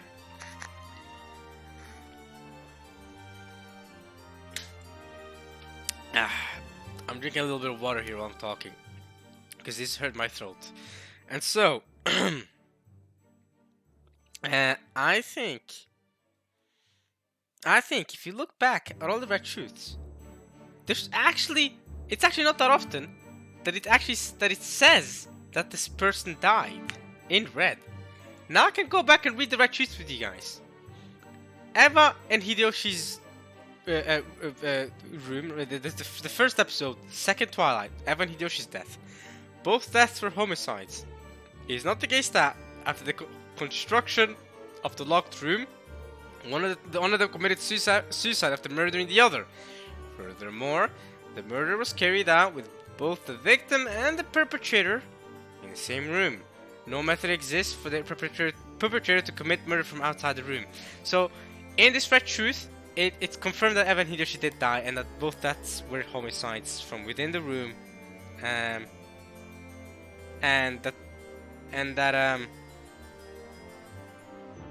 yeah, that's what it's saying here. Yeah, that's what it's saying here.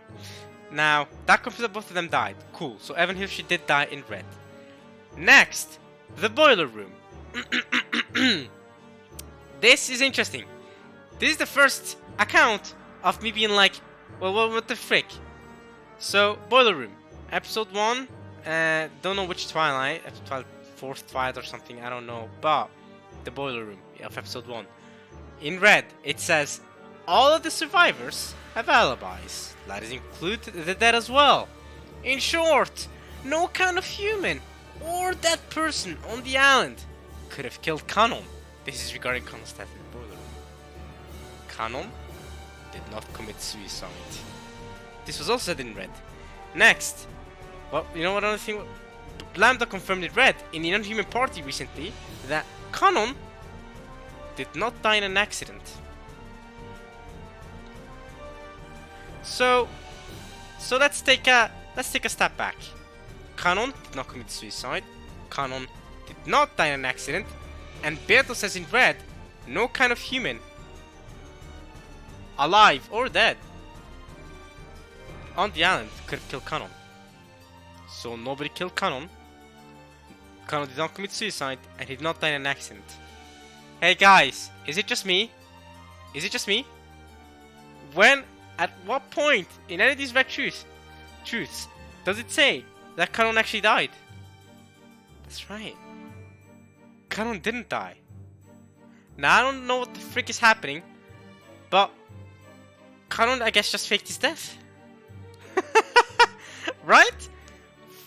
Now, of course, that leaves high suspicion on Kanon being the culprit, but he must have faked his death. That is the only thing I can get off to right there. Because he didn't die, he did not commit suicide, and he did not commit suicide. He was not killed by anybody, and he did not die in an accident.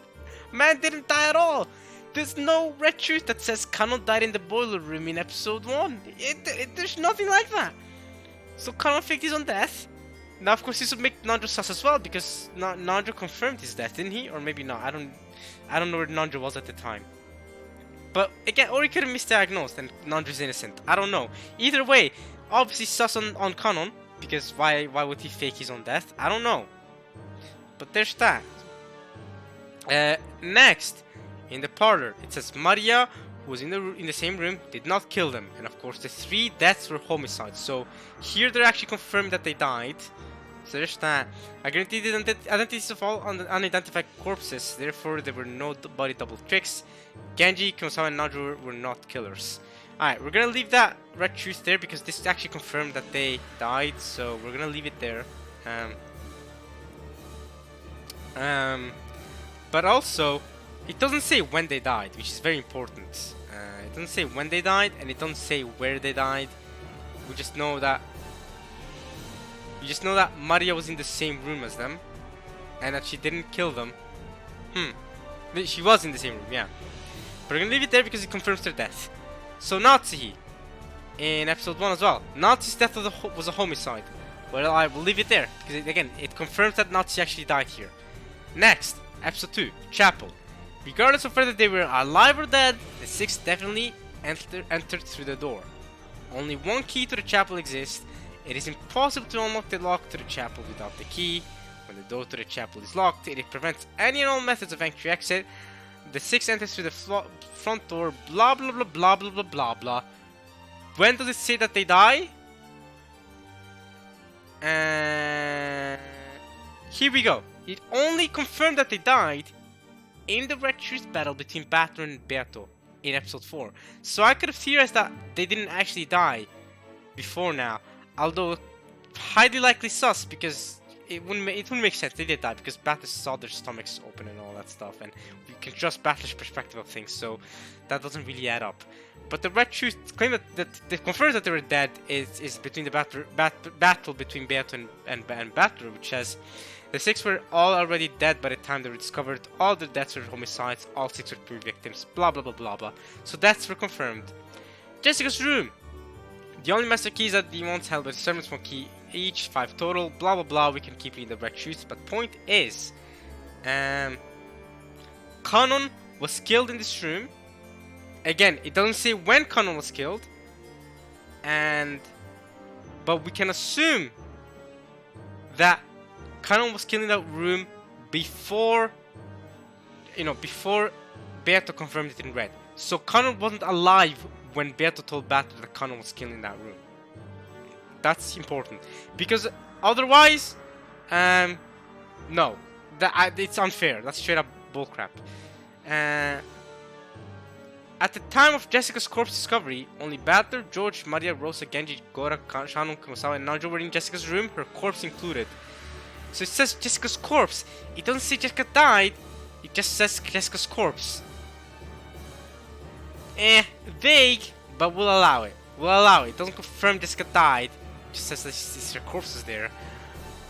Could have, you know what? Could have been a fake corpse that was named Jessica, but we'll allow it. We'll allow it for now. Next, the 7th room. And it also doesn't say when. It just says Jessica's corpse discovery. It doesn't say when Jessica died, and it doesn't say Jessica died in her room. That's another thing. It says Kanon died in her room, but not Jessica. And Kanon was not found in that room when they came to investigate the corpse, Jessica's corpse. Next, we have the 7th room. A lot of bullcrap is being said. Whatever.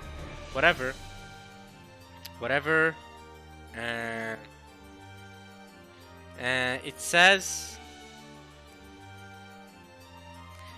Yep, okay. So in the 7th room murders, at no point did it say that either of those characters died. It never says that Kumasawa or Gora died.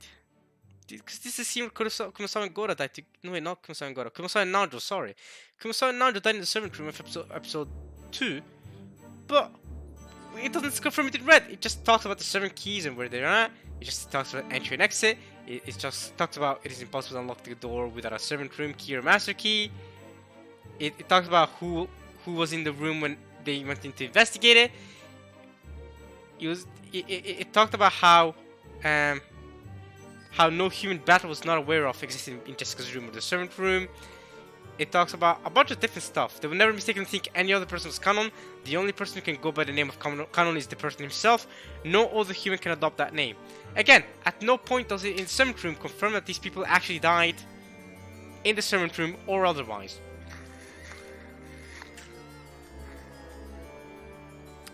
This doesn't mean that they didn't die, Nanjo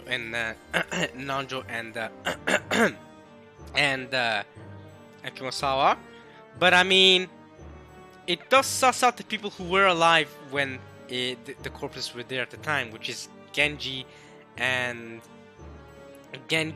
Shannon, right? Because Genji and Shannon were the ones that claimed that a fake Kanon was the one that was trying to kill them. If Genji and Shannon are accomplices, they could have killed Gora and Nanjo for some reason, then left them in the I believe they were found in the courtyard, right? Then they could have lied about the whole story, or to be honest, maybe Nanjo and Kumasawa didn't even die because it doesn't say it in red. Natsu's room. In Natsu's room was exactly the same, just like usual. The door and the windows were locked from the inside. There were no frauds or tricks, no means of secret passage, nor places in which to hide. Natsu's own key was in George's pocket and locked inside the room. That leaves only the 5 master keys, and Rosa was holding all of them. All the master keys were under Rosa's control. After the master keys came to Rosa's control, never did any of them leave her hands, except for the time when she lent one to Battle to unlock Natsu's room. Conclusion: it doesn't confirm that they died. It doesn't say in red that George, Gora, or Shannon died. So that's just something I noticed right away while reading back the Red Truths. a lot of these red truths don't even see that the people that were supposedly dead in these rooms actually died in these rooms. And that's important, because even if Battler finds their corpses, right, especially now that Nanjo's dead, you can't confirm that they died, which means that the person could have acted like they were dead and just sprayed ketchup everywhere and be like, yeah, I'm dead now, and then boom, they could have, you know what I mean? They could have just then gone back and kept going with the killings. So, very important. In the parlor, same thing. It never says anything about in the parlor. Nobody really died in the parlor. The point of the parlor in episode 2 was the whole who put the letter there. The letter by Beato. Alright. Episode 3. Beato's past. Then we have present time. Then with the 6 locked rooms. Now the 6 locked rooms does confirm the deaths. It says 6 people. Kinzo, Genji, Shannon, Kanon, Gora, and Kumasawa are dead. This is said after the first Twilight. This is good. This confirms that they died.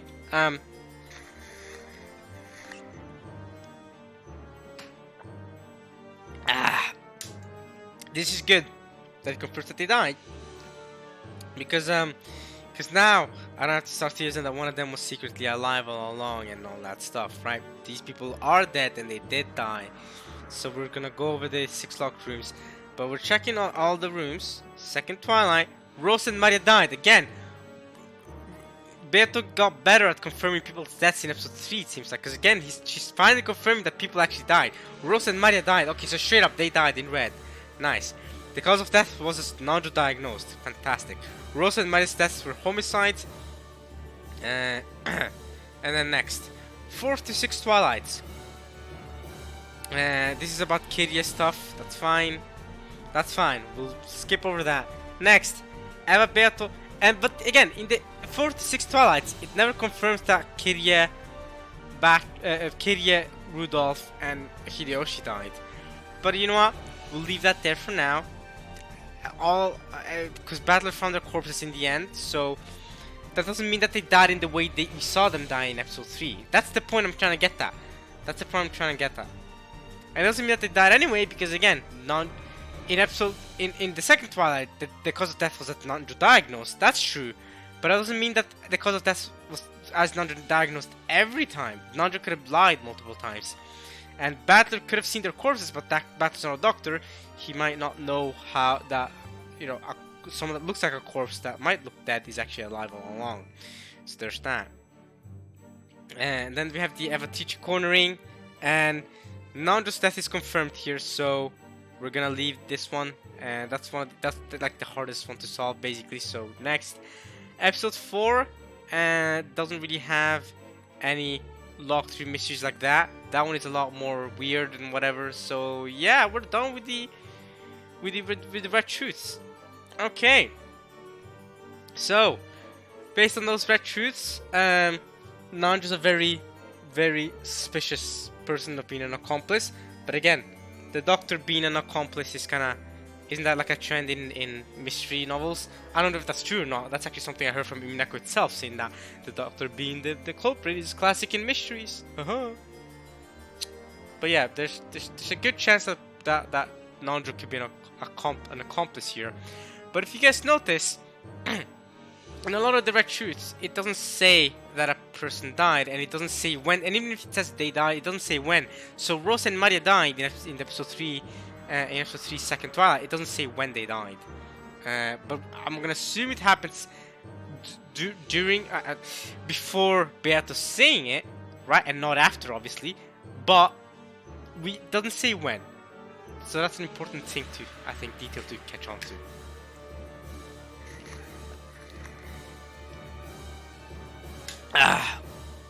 Now I've talked about the red truth, about that. And then, so, based on the people who have died, right, I'm still wondering why Battler's been the one to survive for so long. Why is Battler always surviving till the very end every episode? Whoever the culprit is connected to Battler, which we've talked about before. So there's that. Yeah. Okay. Next topic to talk about. I'm still not fully done talking about everything. Holy crap. I want to talk about Kinzo and the gold, where the gold came from, all that stuff, and maybe the epitaph. Now, everything that I'm gonna say here is based on essentially what is zero evidence. Essentially zero evidence. Let's change soundtrack. No, that's not. Actually, current score is actually really good. Theorizing soundtrack. We'll keep that. Well, I unfortunately didn't get any other soundtrack recommendations. I wish I could have gotten more, but I think I haven't gone through every. I haven't gone through the Thanks for Being Born soundtrack, but I don't think that's a. I don't know about using that as a theorizing soundtrack, because that one just makes me cry. Honestly, that one's just a sad soundtrack. Currently the score is good though. It's good theorizing soundtrack. So maybe what if you guys have recommended that one, huh? No, I'm joking.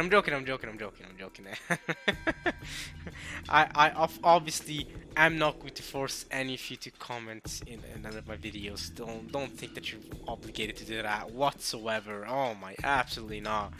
If you're just listening in, or if you're just listening to this as a podcast, which you might as well, honestly, this is you can just use this entire video as a big fat podcast. I mean, Luffy talking, I guess. Go ahead. Okay. So everything that I'm going to talk about now is complete random waffle. So there's no evidence to back up what I'm saying here, because I've looked back, I've tried to find evidence, but I couldn't really get much further. But I'll try to connect this goal to the shrine, because one of you asked me about the shrine, so I'll try to connect it in a way that could make sense. So I'm gonna make, this is like the first theory that I'm gonna make here that does not add up to any evidence that we've actually gotten, right? So, what do I think has happened? What is going on with the gold? Beatrice, the shrine, what the frick? So, I don't know the answer to this. We might have gotten enough hints to solve it. I don't know. I tried really hard, but I don't know. So we'll go based on what we've gotten, and then I'll try to get us as far as we can here. So I think the gold, Kinzo's often called the Goldsmith, right? And Beatrice is called the family alchemist. So what could have happened? Alright, let's go with this. So this is what I went with. After some thinking, this is what I went with. Most of this is just complete random waffle from me, so I don't know. The gold. I think the gold exists, obviously, because, you know, you have ever found the gold. But also, I know what that might sound contradicting, because I said that anything that Battle doesn't see doesn't necessarily happen. We can chalk it up to narration lying to me. But okay, I found the gold, so the gold exists. Let's just go with that. The gold exists. I think transporting the gold. I don't think Kinzo transported the gold from outside the island to into the island. So I'm gonna say that the gold was actually made within the island, and the fact that it has an Ushiromiya family crest adds up to that suspicion that okay, it was actually made in the island by Kinzo, because Kinzo's the goldsmith. So what I think happened is that this island was actually maybe, what if it was a privately owned island by the Ushiromiya family, and Kinzo was a worker, right? And Kinzo's a worker underground, you know, under this island, right? And Beato's also a worker. Okay, so Kinzo and Beato were workers underground in Rokkenjima. And there were a lot of other workers, and they were secretly making gold for the Ushiromiya family, and they were carving it to carve the Ushiromiya crest symbol on it, so as to confirm that hey, you're the Ushiromiya family, we make gold, we're rich. You know what I mean? They were making these golden ingots down there, right? They were being sent this gold and making gold ingots. And then what I think happened. Now I don't know where they get the gold from. I don't know if there's a gold mine under Rokkenjima. But I'm saying that maybe I guess they got sent the gold from outside via boat or something, and then they got sent the gold, and then Kinzo's a goldsmith that helped to find the gold and give it that that crest. So both Beato and Kinzo are working there, and Kinzo has a wife at this time, right? Because by this point, you know, he already had his children birthed, right? His children were already born by this point, I want to say. And as he was working there, he fell in love with another worker, which is Beato. Ridiculous, right? So he fell in love with Beato, but Beato said no.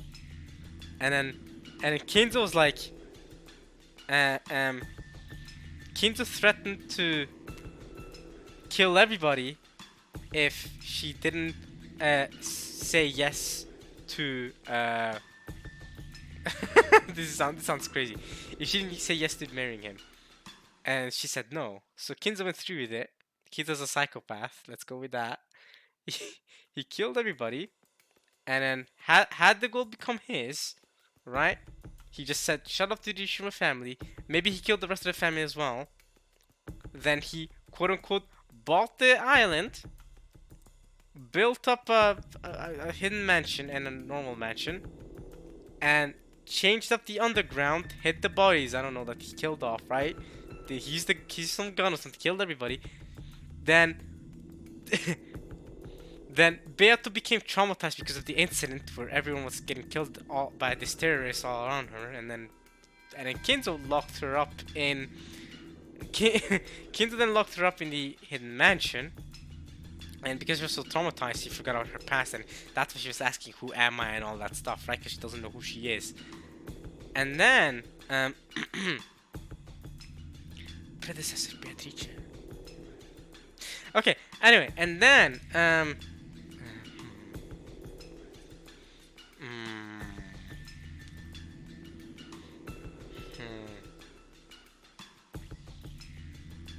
yeah. Okay. So, and then Kinzo used that gold to buy the island, make the hidden mansion and mansion. He happened to be a good businessman and continued with the gold and just became richer and richer and all that stuff. He moved in his children in the mansion, and the gold was still hidden below the chapel. He built a chapel where the gold was and these other people where the working station was. He also changed up the underground, right? He changed up the layout to build a dungeon and a location for the gold and the chapel, of course. And he told his children never to go there. Don't go underground. And there we go. And then Beato died at some point 19 years ago. Maybe like Rosa said, she killed her, or maybe she died in every episode in a similar manner. I don't know.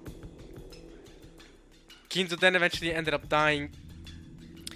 Kinzo eventually ended up writing this epitaph so that someone can solve the riddle, can find the gold, because Kinzo, you know, his time was gonna come up, and when he dies, he wanted to give it to someone that is worthy and deserves the gold.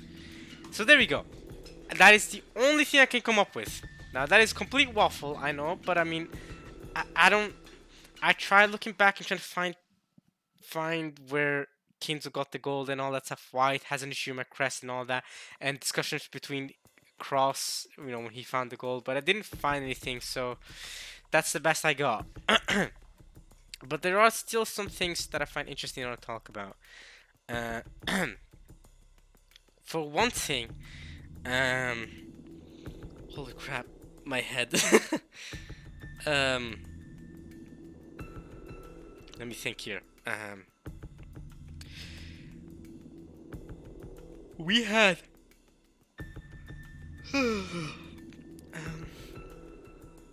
let's see.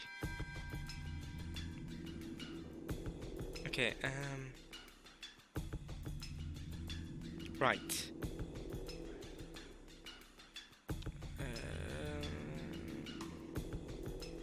Okay, so for one thing, it's the title Beatrice is getting passed on, right?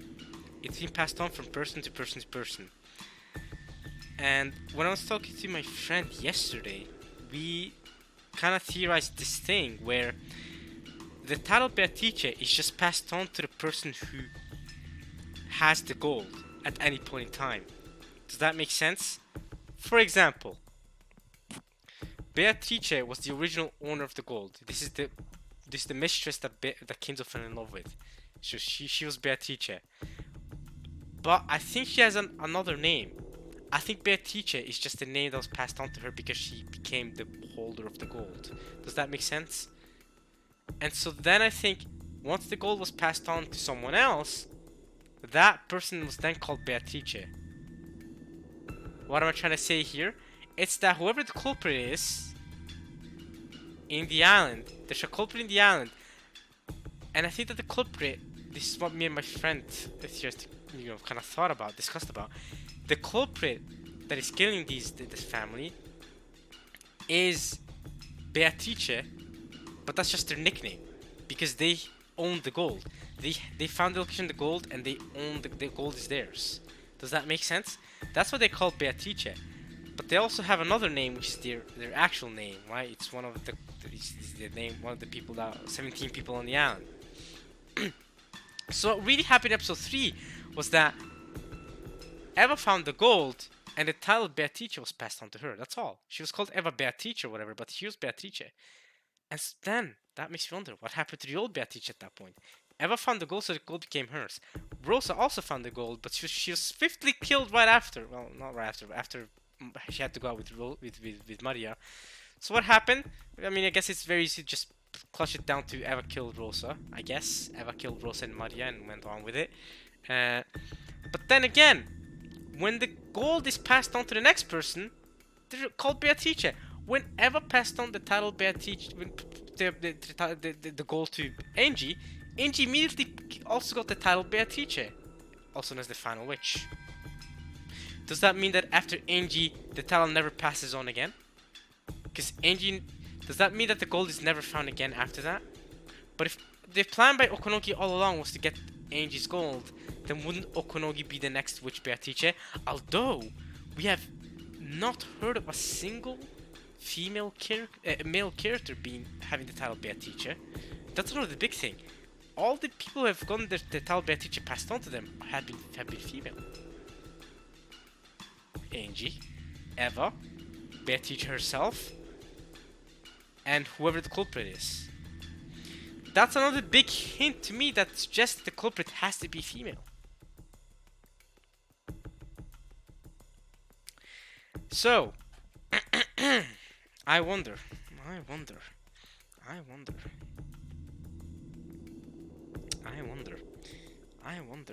there. I wonder what happened there. But we've never seen a male character be a witch at all. You know what I mean? All witches have been female. Not a single male character has been a witch, and not a single male character has been Beatrice themselves. So I think the culprit has just assumed the title Beatrice because they found the gold, and I think the culprit is female. So that's why, whether or not the culprit lives on the island, like Maria is saying that, oh, the culprit is in the island and they're Beatrice. Whether or not I take what Maria is saying there very literally or not, I think the culprit being female is very likely based on this thought that we had, this discussion that we had. And so the culprit is then between obviously Natsu, Jessica, Shannon, Eva, Rosa, and Kiria. But I'm gonna remove Rosa from contention right off the bat. And I'm gonna put that in Jessica being the culprit, despite her having brass knuckles being sus. Eva and Kiria could be, could not be.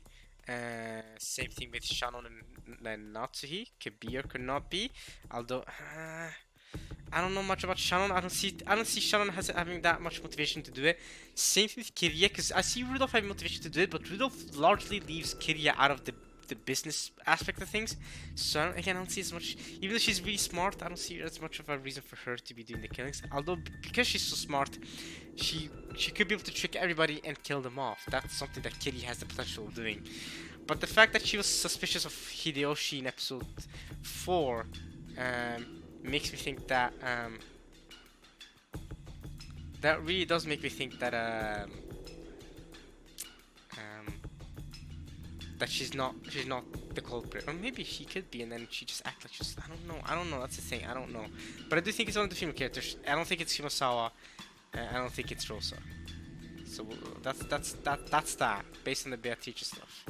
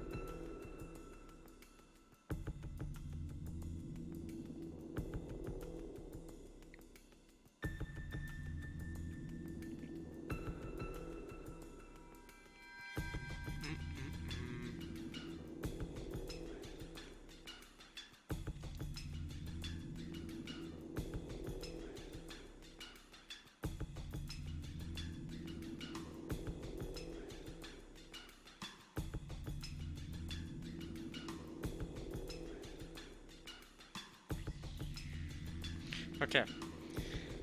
Okay. So yeah, I've talked about the title Beatrice being passed. I'm still thinking. Okay.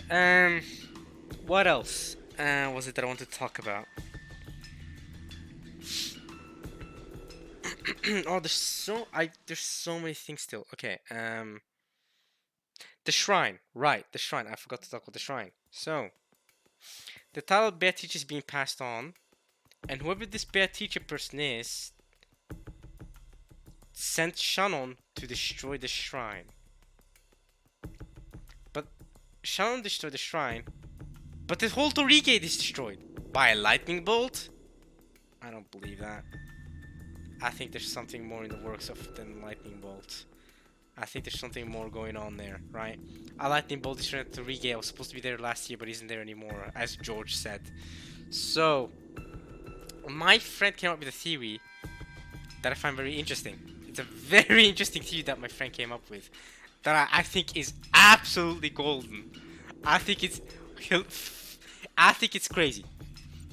So my friend came up with this theory, right?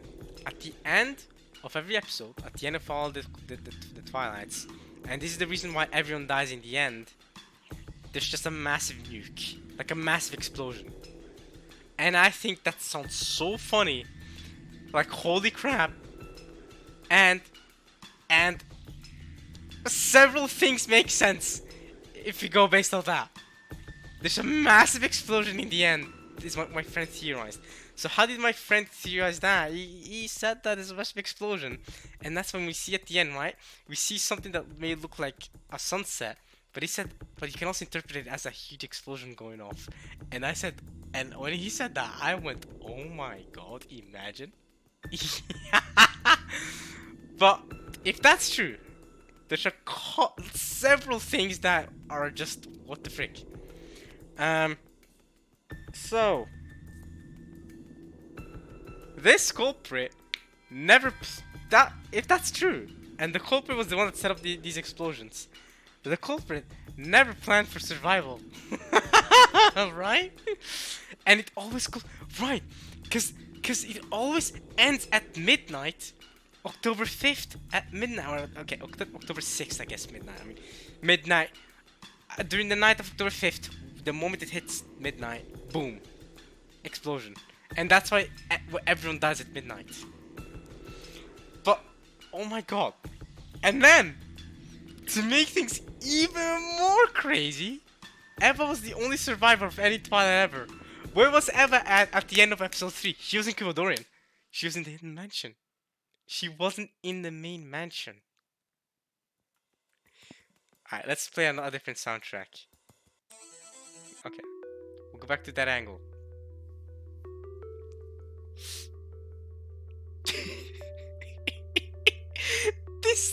The fact that this theory is actually plausible is insane to me.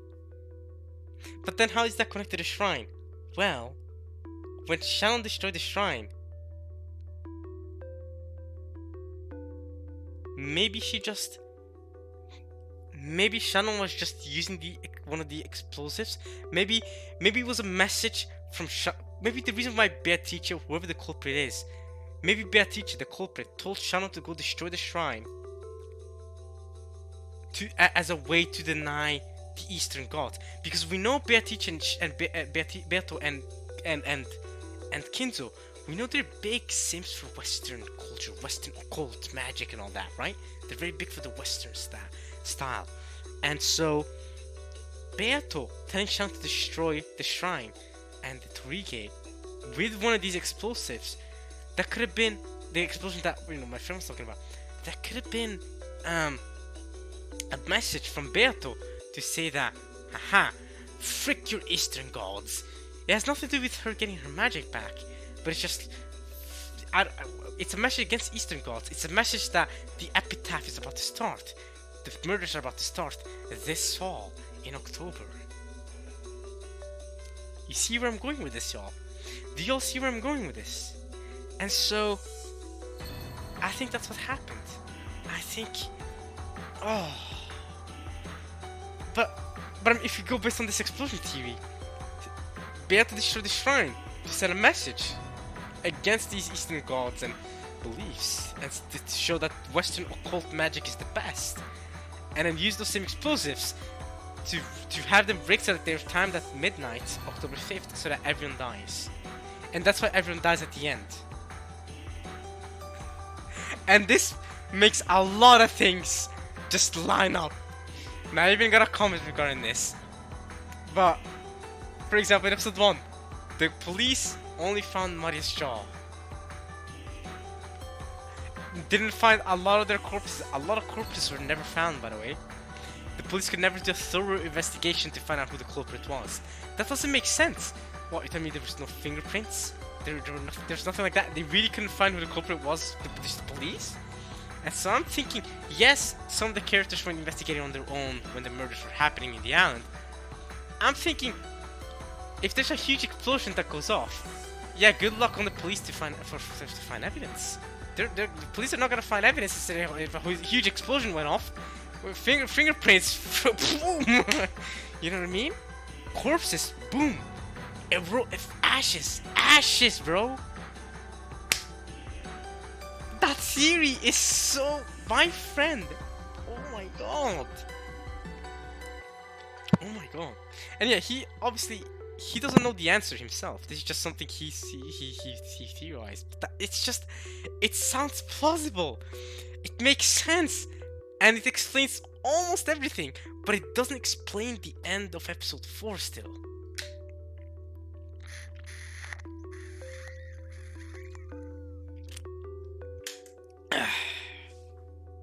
We're at the end of episode 4. Beato came up with some red truths. We're going to Battler. She said that Battler was the only one left on the island. Oh, baby. Alright, now if you go based on this explosion theory, then of course, it's fine. Battler's the only one left on the island, but Battler dies anyway. Does that mean Battler committed suicide? No, there's a huge explosion that goes off at midnight, October 5th, or at the end of the day, and then boom, Battler dies. Cool. Here's the problem with that red truth though, is that that's not the only thing Beato says. Beato says, you shoot my Battler, I will now kill you. And right now, there is no one other than you on this island. The only one alive on this island is you. Nothing outside the island can interfere. You are all alone on this island, and of course, I am not you. Yet I am here, now, and I'm up to kill you. Who am I? And that doesn't make sense to me. Beato can't just be a set of explosions. You know what I mean? Beato can't just be explosives that go off, boom boom. That's not who Beato is, right? That doesn't really add up. So who is Beato? I don't know. The theory of explosions sounds amazing, and Eva surviving episode 3 because the explosives weren't in Ecuadorian. They were in the mansion, right? In the mansion area and the guest house. So that explains why everyone dies at the end, because there's a huge explosion in the mansion. Eva in episode 3 must have somehow found out that these explosives exist and gone to the hidden mansion to survive. How did Eva find out? When did Eva find out? I don't know. But that theory is plausible. That theory is plausible in my opinion.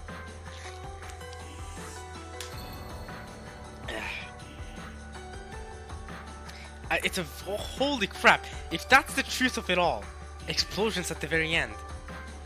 Cool, great.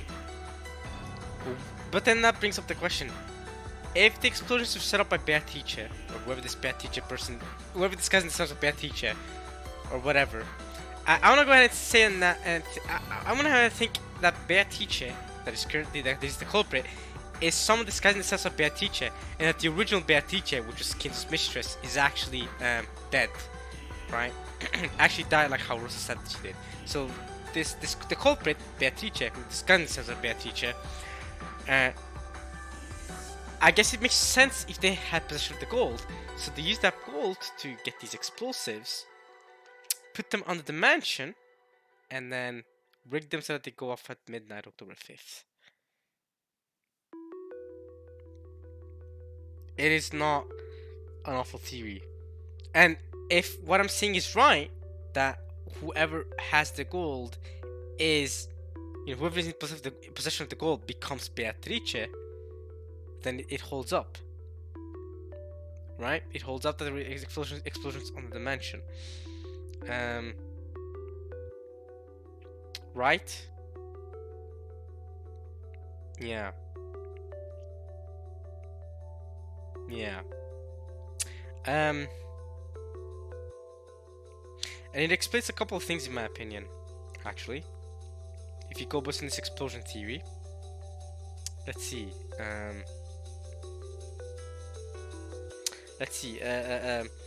Yeah, and whoever's in possession of the gold is Beatrice, so the gold keeps going. So whoever was in possession of the gold at the time is Beatrice, has the gold and also has the explosives, and whoever it is planning to kill, everyone with the explosives at midnight. And the explosives are under the mansion, so that explains everything. I mean, basically, in episode 1, everyone was in the mansion at the end, right? Battler and the rest were in the mansion, and the bomb went off, boom, the explosives went off, boom, boom, everyone died. Episode 2, the only thing to suspect is Maria and Rosa, but again, with that, I thought about it, and we could just say Rosa and Maria found the explosives, they were trying to run away, but it was too late, midnight hit, boom, explosives went off, both Maria and Rosa died. There we go, we can explain how the end of episode 2 like that, and Rosa was injured, she couldn't really run away. They both realized that they were done for and that the explosions were gonna get them. So they hugged each other and were like, I love you to the bitter end, and then boom. So it's actually a really good scene for Rosa then, because that shows that even during her last, minutes before she was killed off by the explosion, she showed love to Maria and I'm just saying. Episode 3, again, everyone died except for Eva, because Eva was in Kibadorian, so she's safe from the explosions in the mansion. She survived them. Episode 4, again, Battler was in the mansion, and Battler was the only one left alive. The explosion went off. Boom, Battler died. So it makes sense. The explosion's been under the mansion, and destroying the whole mansion and everyone in it. Makes sense, considering everyone that died in every episode. Only thing that doesn't make sense is Beatrice Red Truth saying that I am not you, yet I'm gonna kill you. And it says in red that I'm gonna kill you. And that's the thing. Beatrice, whoever the culprit, that means whoever the culprit is in episode 4 killed themselves. That means the culprit, again, the culprit never planned to get out of that alive. The culprit planned to die with all the family members. Why? What sort of person has that motivation? Nazi was like, I'm done with this family. They're all bullying me. They're like, I'm not a real Shirome. I've been loyal to them for decades. That's it. I'm gonna kill everyone. I'm gonna rig some explosives, and everyone's gonna die, and I'm gonna die with them. The culprit never. That's what that means. If this explosion theory works, that means the culprit never had any plans of survival, which adds up because every single episode, the police, when they investigate the end, they found no one there. The culprit never, and they find nothing there. They find no bodies, because they were evaporated by the explosion.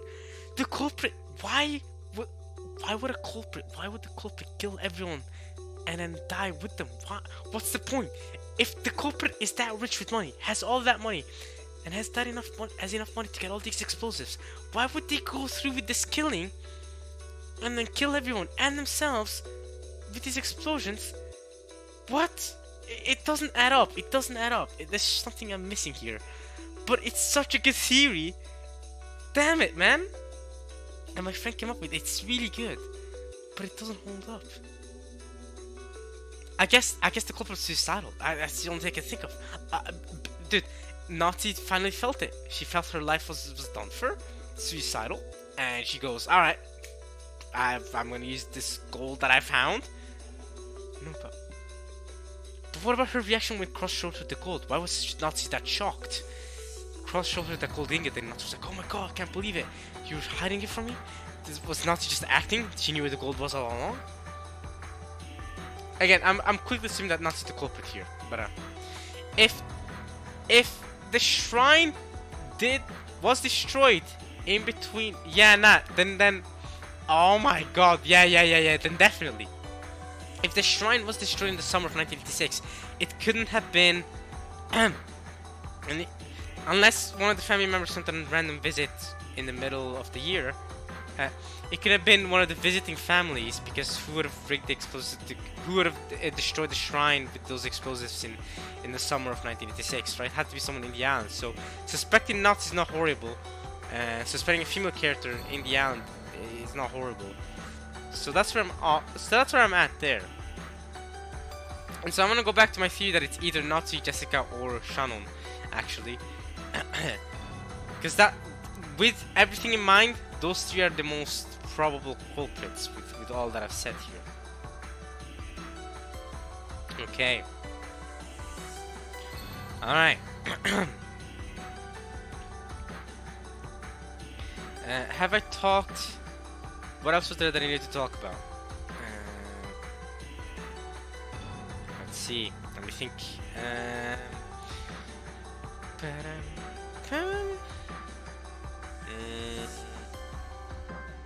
I could. I think I've talked about mostly everything, to be honest, that I wanted to talk about this discussion video. I think I've given out all my theories, all my thoughts, about the culprit, about the murders. I mean, I could go more in depth into every individual murder. Do you guys want me to do that? I could, because I did think about every individual murder. I could do that here real quick, I guess. If the culprit is either Nazi, Jessica, or Shannon. Episode 1, right? Nazi survived, obviously. Jessica survived. And if it's Nazi Jessica, we're fine. The first fight is solved because we're good there. And if it was Shannon, then we could chalk it up to a misdiagnosed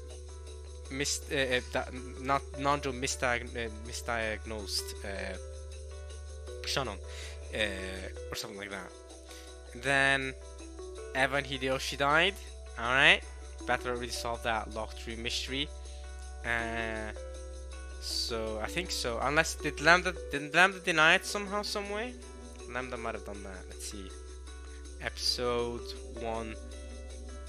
Evan Hideyoshi. I think Lambda might have denied it. Both deaths were homicide. Is not the case that no, Lambda did not deny it. Because Battler's theory regarding Evan Hideyoshi was that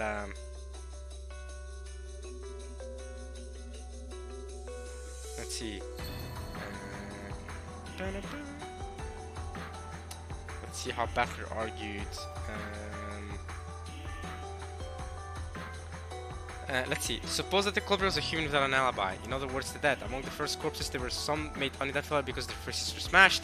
One possible theory is that one was actually a fake corpse, and that some culprit X killed those two after pretending to be a victim and hiding away. Then, after the locked room murder was constructed, the culprit hid under the bed and waited for all of us to leave. Not a bad theory from Battler right there.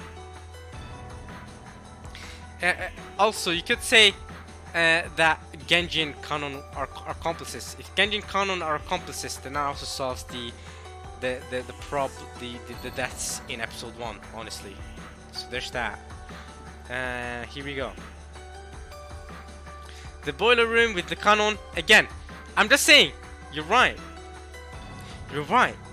You're right. If it is Canon, or Canon is an accomplice, now this is interesting. Because Canon could have been an accomplice regarding Evan Hideyoshi's death and lied about the whole door stuff. And then he could have faked his death in the boiler room. And then he could have helped out in the killing in the parlor and all that. Wait. I guarantee the event is fall. I guarantee the identities of all unidentified corpses. Therefore, there were no double tricks. So Kano could have been the one that killed people in the parlor if he's an accomplice. And Natsu's killed at the end of the episode. And Battler saw her corpse. Was Natsu faking her? Nah, because Beato showed up at the very end. Beato showed up at the very end. So actually, I don't think it's Natsu now. Because Beato showed up at the end of episode 1 and Natsu's corpse was right then and there. So there are no corpses of unknown identity, she says. Natsu's death was a homicide. So I actually don't think it's Natsu anymore based off that. And Jessica's there too. That only leaves Shannon if you assume the culprit is female. And Kanon being an accomplice. If you just go based off that, then yeah, Shannon would be the biggest sus of episode 1. Shannon could have been behind it all in episode 1. So if you go based off that, could Shannon have done the murders in episode 2? If we presume that Shannon is the murderer, see, but again, Shannon doesn't make sense. What motive? Why would she kill everybody and then kill herself in the process and then blow the entire island up? That doesn't add up. That doesn't add up. I don't know why Shannon will do that. Is it because of George? Especially if she took the title of Beatrice and has the money. What is she doing? Why? I don't think it's Shannon. But I don't know. Episode 2, Chapel. Regardless of whether they were alive or dead, the 6, okay. Right, Battle already countered this with a small bombs theory, right? My theory is that Matt is an accomplice for the chapel. Matt is an accomplice, open the door up for the culprit. That was my theory for the chapel. Alright, so if we go that it's not Nazi and it's not Jessica, they're not the fast culprits. That means the only female character who could have done things is Shannon. And again, could it be Kumasawa? I don't think it's Kumasawa. I don't think Kumasawa is the culprit.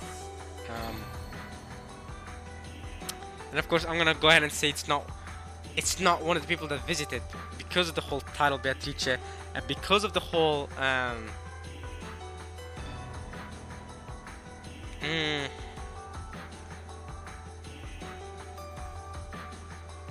damn, this is tough. This is tough. Jessica's room. Could Shannon have been doing the killing in Jessica's room? Well, Connor wasn't there at the end, but Connor was killing that room.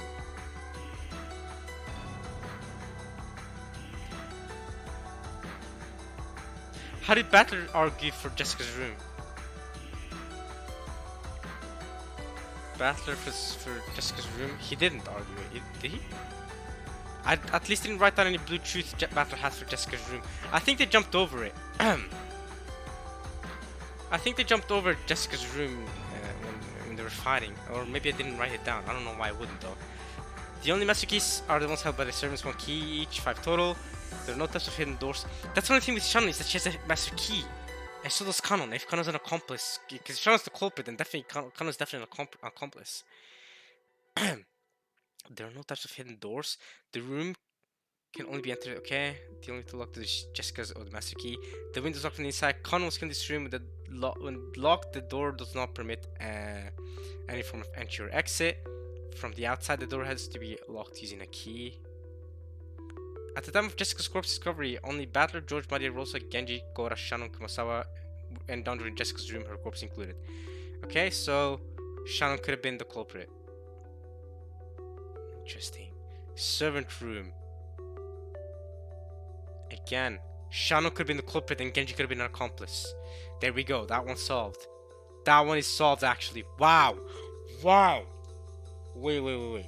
Nazi's room. Nazi. Shannon could have been the culprit there again! Nah. This. Wait, yeah, Shannon But no, she was found dead. I see that. But at the same time, the culprit doesn't care about dying because everyone's gonna die in the end by the explosives. If you assume the explosive theory is true.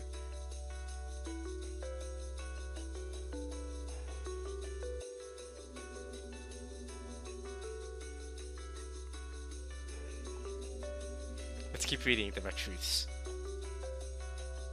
Paralysis is the same. The key to the part itself is sealed away in the servant room, so unlocking it with anything but a master key is impossible. The locked room definition of the same room is the same as always. Couldn't Shannon have put that letter there? Did they ever confirm Shannon's death? When did Shannon die in episode 2, quote unquote? When did Shannon die in episode 2? Supposedly. Right, she died in Nazi's room with George and the rest. Could she have faked her death? She could have faked her death. She could have faked her death in George's room. In Nazi's room, sorry. Then gone on to plant the letter. Or before her death, did she meet up with Maria and tell Maria to put the letter there? But didn't... Nah. Let's keep reading. Episode 3. Of all the doors that exist in Okajima, okay. None has cracked to which key can slip. The 6 rooms. Yeah, right, in episode 3. Shannon died in the 6 rooms. Right. Okay, so this is the first roadblock. The 6 closed rooms form one massive closed room with the key shut inside. Furthermore, all of the doors and windows in the 6 rooms are normal. No device exists which can lock them with a key, such as an auto lock. 6 people, Kinzo, Genji, Shannon, Kanon, Goren, and Kumasawa are dead. That really destroys any possibility that... But then, no! No, because Eva found the gold. And Eva then became the culprit. And the young survivor. So it adds up.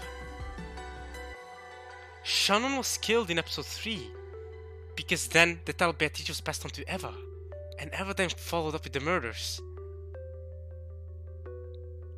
Because the title was passed on, and because Eva knew about the explosives, because the title was passed on and she found the gold, she hid in Hikudori and became the only survivor. That's freaking wild! That's freaking wild!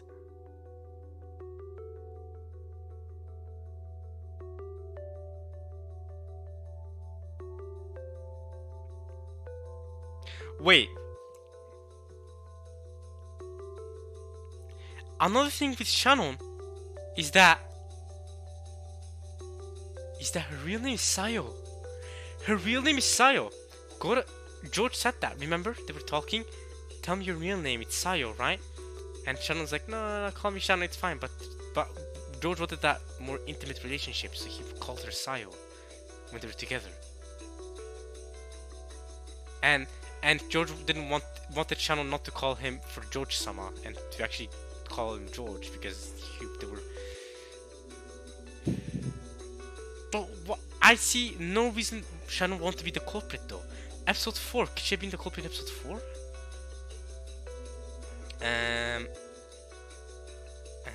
Nah, because it's just a bunch of fractures. 6 years. No, that's another thing. 6 years ago, no person called Beatrice existed for me. Beatrice, not Shannon. Shannon existed for you. The sin I am not demanding you that you remember is not between Ushima Battle and Beatrice. Well, Beatrice is just a freaking title. Did Battle ever sin against Shannon? Due to your sin, a great many humans on this island die. No one will escape, all will die. My name is Ushima Battler. I'm the Golden Witch Beatrice, and I opened this game in order to fight Ushima Kinzo's grandchild, Ushima Battler. Ushima Battler's mother is Ushima Asumi. It was from Ushima Asumi that Ushima Battler was born. You are not Ushima Asumi's son. This is my golden land, a world where magic that isn't mine certainly cannot exist, and my magic was not able to revive Sakotaro. That stuffed animal is a special stuffed animal, and then we get a bunch of stuff. Kanon is dead. Among the 5 in Kirya's group, he was the first to die. In short, he was the 9th victim. This is episode 4.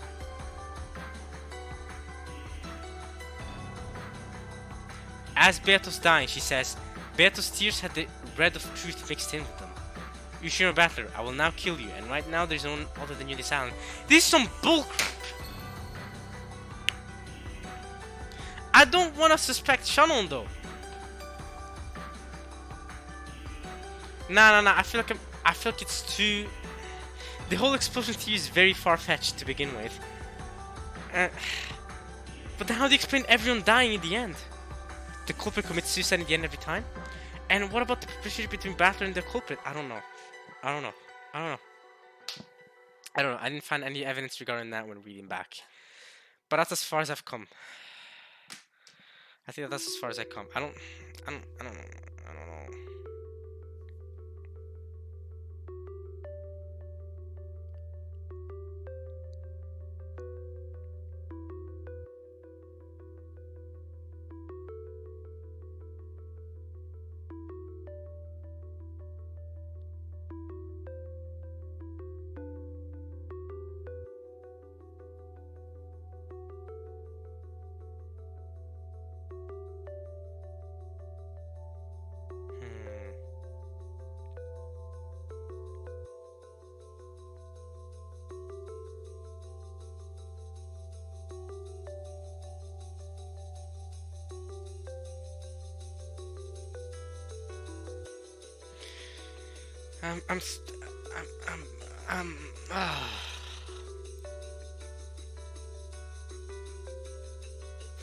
Let's use another soundtrack.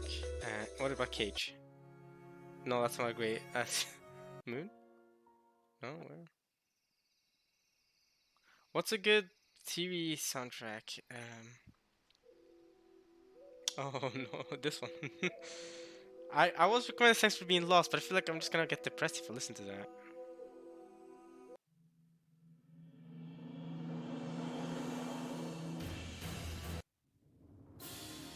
Oh, that's a good soundtrack.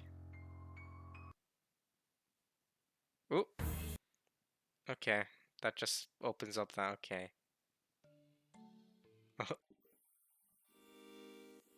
Apathy, is that? That's not the worst soundtrack ever for theorizing. F-Style I think is better. I think F-Style is not a bad theorizing soundtrack. Yeah, F-Style can work. F-Style could work. This played a lot during the Angie scenes in episode 4, I remember. So we can keep it. Okay. Anything else I haven't talked about that I should be talking about? Monochrome Clock, that's the Mzaki soundtrack, isn't it? What, you don't like Mzaki? No, okay. Okay. Anything else? Any other theory that I thought up? Because I had so much to think about.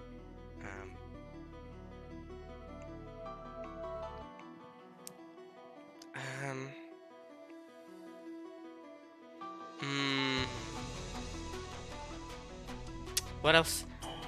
I swear, me and actually, for real, me and my friend, we did talk to each other for 3.5 hours. We talked about a bunch of different stuff. Although we didn't all theorize the whole way through. We did spend a lot of time theorizing, but a lot of what we talked about was just, remember this scene that was funny, or remember what happened here that was funny, or cool, or whatever. That was a lot of what happened, so realistically, me and him probably spent, out of those 3.5 hours, we really only spent like an hour and a half, up to 2 maybe, discussing and actually theorizing, and the rest was just us talking about different scenes and what we like about different characters and stuff like that. You know, which characters are cool, which characters are, you know, you know, the different parallels to characters. And I say parallels, I mean more like the way they all communicate with each other and talk to each other and all that. Just in general, you know, character personalities, right? Okay. Right, the epitaph. I tried to theorize the epitaph. I tried to solve it.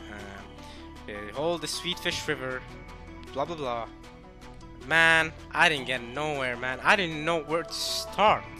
I Googled sweet fish. I read about sweet fish or river in that they jump in freshwater.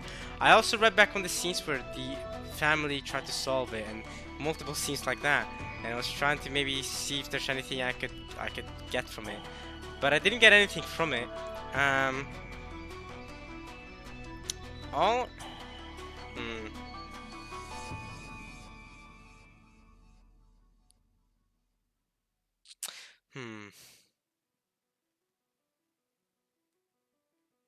What I did get from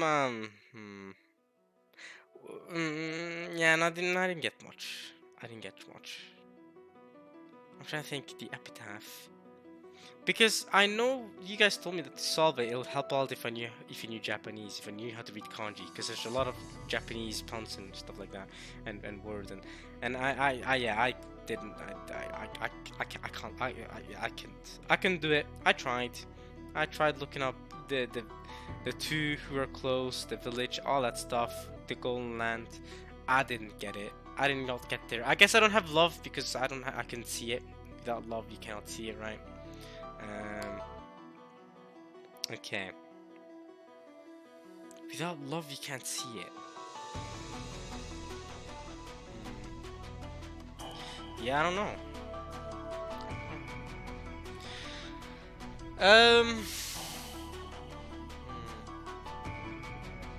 I think this has been a pretty good TV discussion video, though. I think I've talked about pretty extensively. I think I've talked about everything that I've really theorized over these. By the way, I spent a lot of hours theorizing, right? I mean, a lot more hours than it's taking me to talk about my theories here. I spent a long time to get to find the results I've been able to get. So yeah.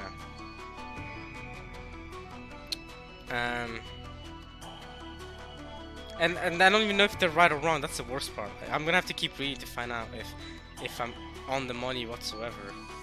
So that's kind of it's kind of unfortunate there. Okay. I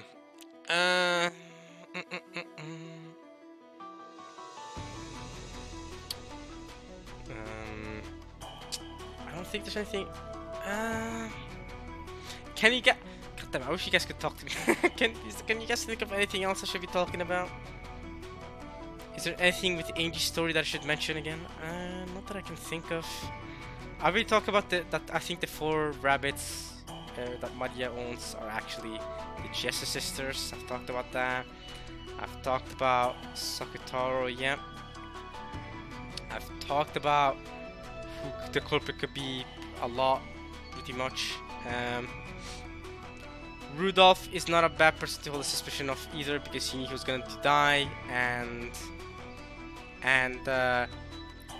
if Battler's theory regarding the 6 locked rooms is correct, that obviously leads Rudolph to being the culprit there, which to me just sounds like Kitty is also an accomplice, to be honest. Let's see. Oh yeah, okay. And I guess I can also go about real quick telling you guys how some of the murders happened. So, or how they think they happened. So the chapel in episode 2, I think Rosa was an accomplice and helped open the door to the culprit.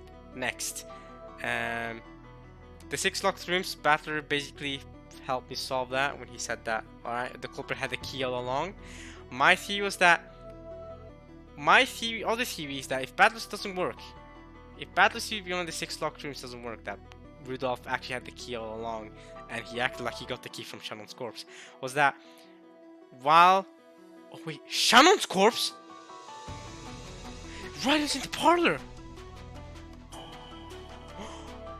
Okay, let's leave that for now. But my theory was basically that while they were researching the rooms, someone faked being dead and Nando did a misdiagnosis. And basically, after they left the room where this person was at with the letter, they took their key. This person then ran off somewhere else, killed the last person of the 6 locked rooms, which in this case would be Kanon. Killed Kanon, put their body there with the key and the key and the letter, closed the door to the chapel and then ran off. Whoever the culprit is. That was my secondary. Those are my 2 theories. That is if Battler's theory doesn't hold true. The second theory is a lot more far-fetched though. Battler's theory makes a lot more sense, where someone just finds the key, and then well, someone had to kill Rudolph in this game, but had to kill along, and it was like, oh, okay, well, I got the key from Shannon's corpse. I guess we can listen to Saxo Being Born once Ashtad is over. It is my favorite soundtrack, so I guess we should listen to it, even though I don't think it's a good series soundtrack. But I do gotta give you guys, it was suggested by someone, and I gotta, give you, gotta give you guys the shout out. Alright, y'all deserve it. Y'all wanted me to use it, so I'll use it. Okay, what other things? I already talked about Khan in the boiler room. I don't think he died in the boiler room. Kinzo's been dead at the start of every episode. I think, regarding fake canon, it was that never happened, right? I think Genji's an accomplice as well in that case, if that's true, if that never happened. I think in episode 4, that's right, I haven't talked about episode 4 yet. This is important. Alright, episode 4, if you guys didn't notice already, this is something I could talk about. The culprits in episode 4. This is very interesting. I can talk about this.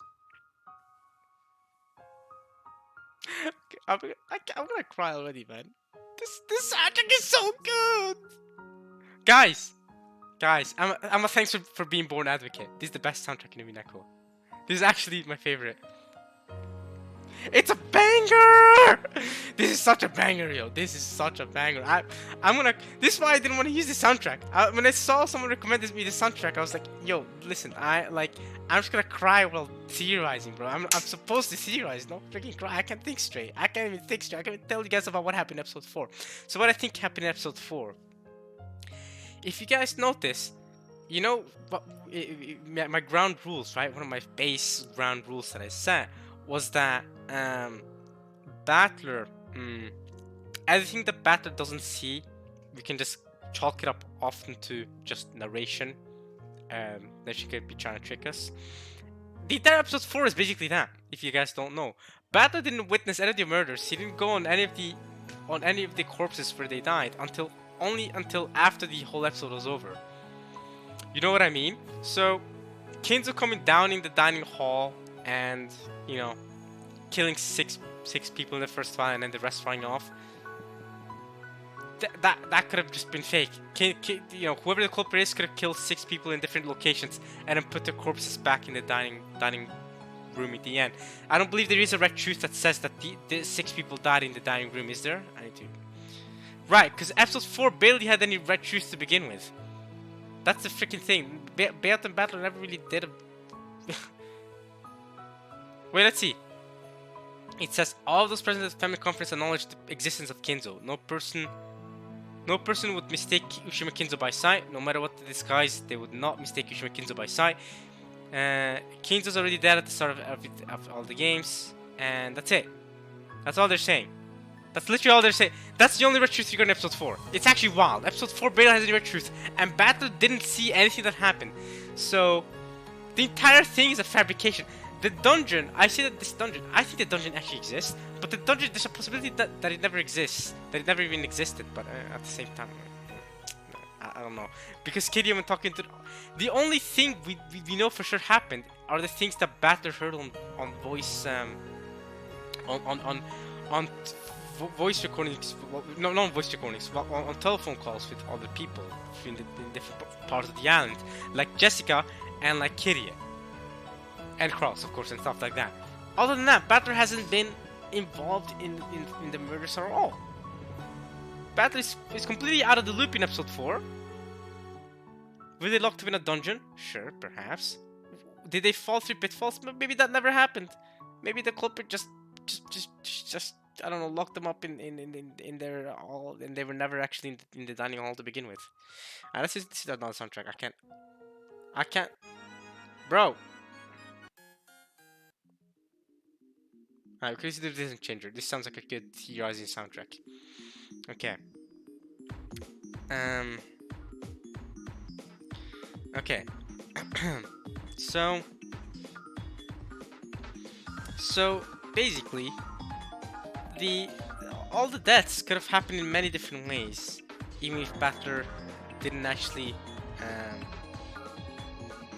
didn't actually, because Battler wasn't there to witness them. So the only thing we can trust from that we can't trust isn't really narration trying to fool us into thinking magic exists. It could just be I think it could just be the phone calls, right? The first phone call he had was what Battler had was with Kitty and the rest, right? Where they said that they were locked in a dungeon and that they're gonna get out from this dungeon. So that's why I think the dungeon exists. I think them being locked up in a dungeon might actually be real, right? And the whole underground thing I think might actually be real, but that they were sent there by pitfalls or whatever, nah. Also, the rest of them, Kitty and the rest of them watching George fight Gop in the Rose Garden through a friggin' mirror thing in the dungeon also doesn't make sense. That's not how that happened. I don't believe that. Whatever. I don't know what test George and Jessica and Maria had, but them fighting Gop and Ronove also never happened. The only problem is a few things here that I have, and that is Jessica.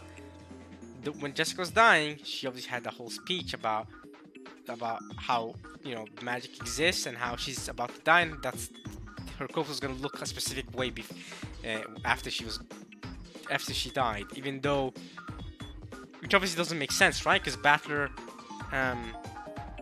it doesn't make sense because let me see,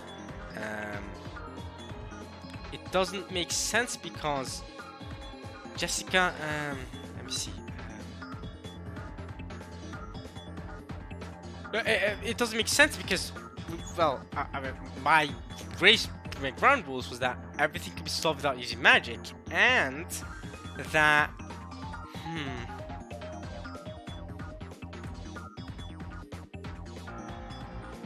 but then how did Jessica know how her body's gonna end up after she died? And then tell Battler that on the phone. We heard that. So I want to believe that that scene is real and that it did happen. Same thing with Kitty. Kitty was like, once you find me here in this room, you're gonna find me dead. She got hit multiple times before finally dying, by the way. We heard her multiple times scream because she was getting shot at or something. Does that mean someone's shooting at her from the other side of the door? Until they finally got the headshot and killed her off? I don't know. I don't know how that went down. But okay, yeah.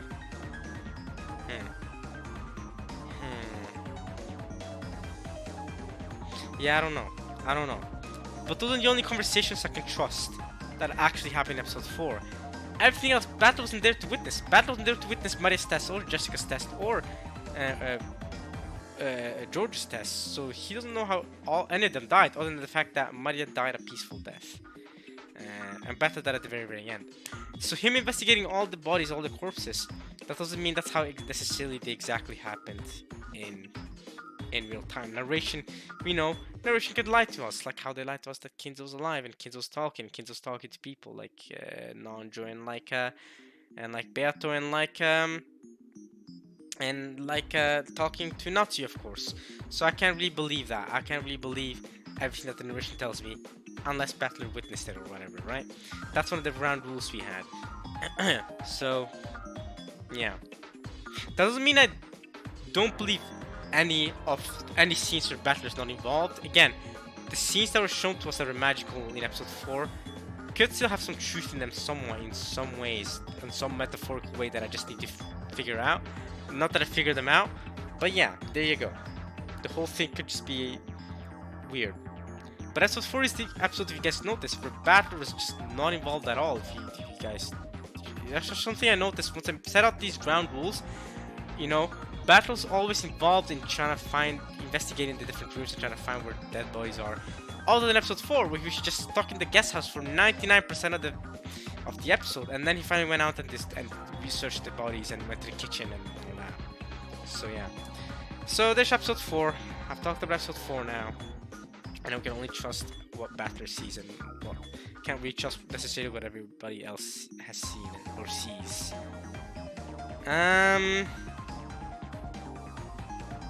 Anything else I need to talk about?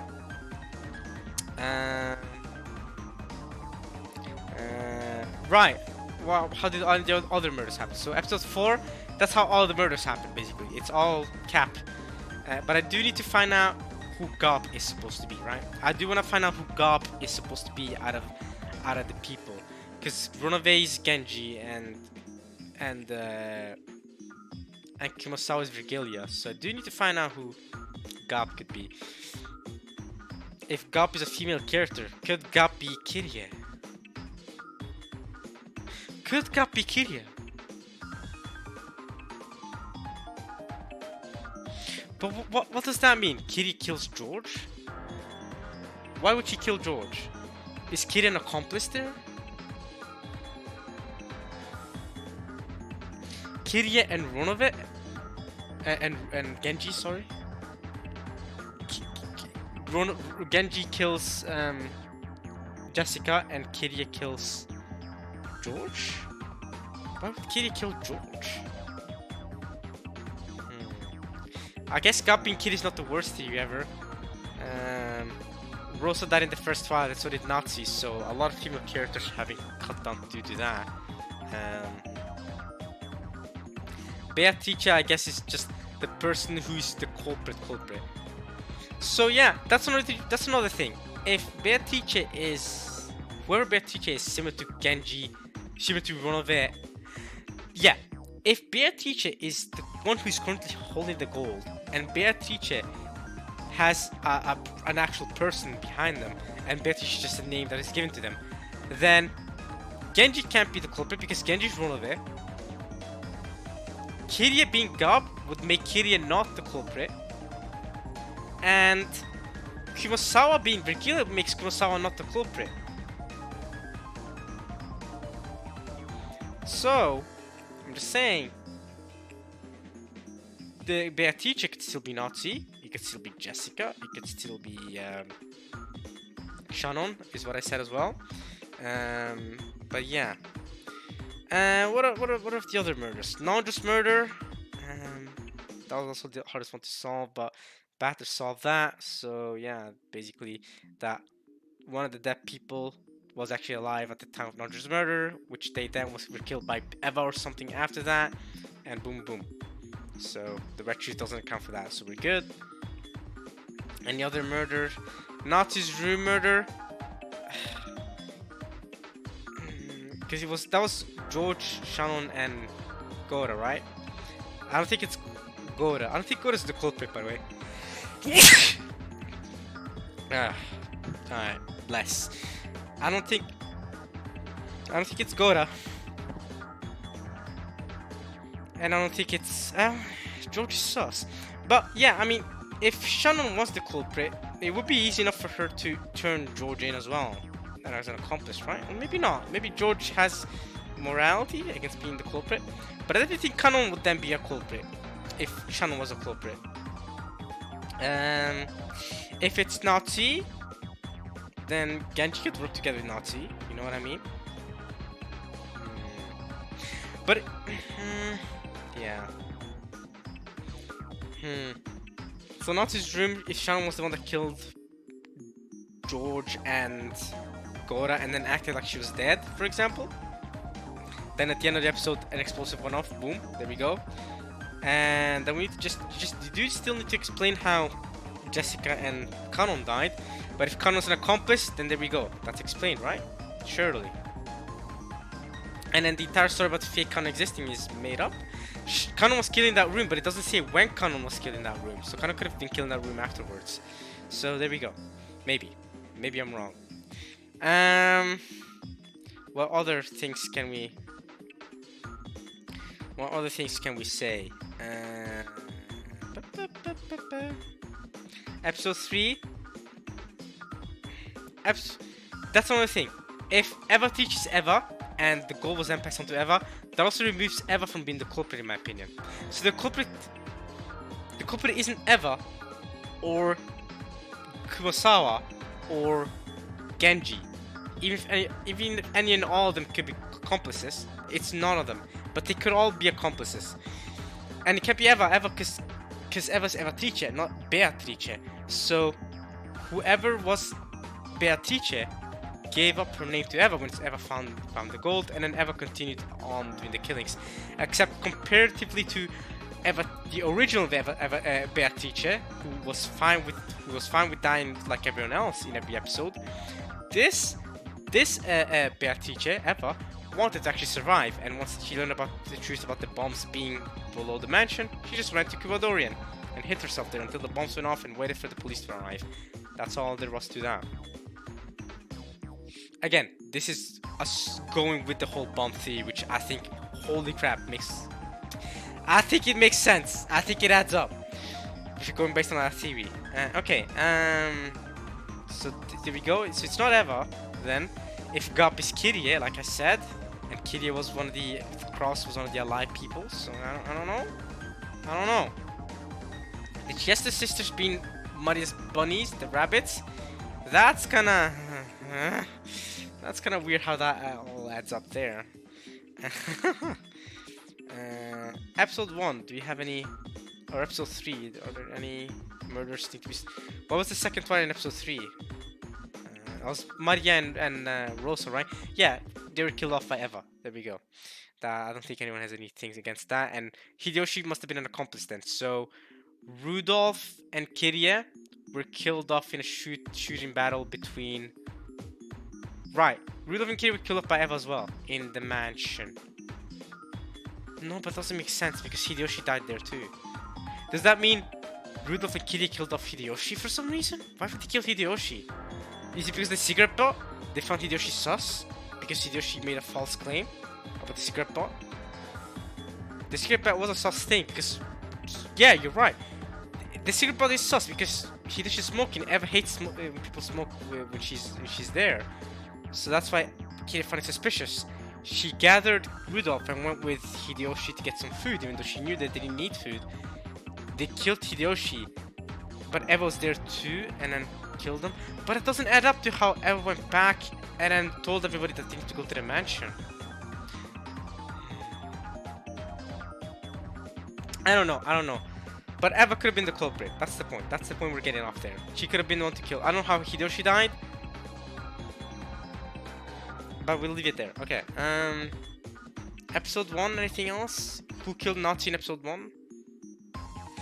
Well, I mean, the thing with episode 1, the direct truth that I find weird is that it's weird because Beato confirms the identity of all identified corpses. So I wonder who killed Nazi then.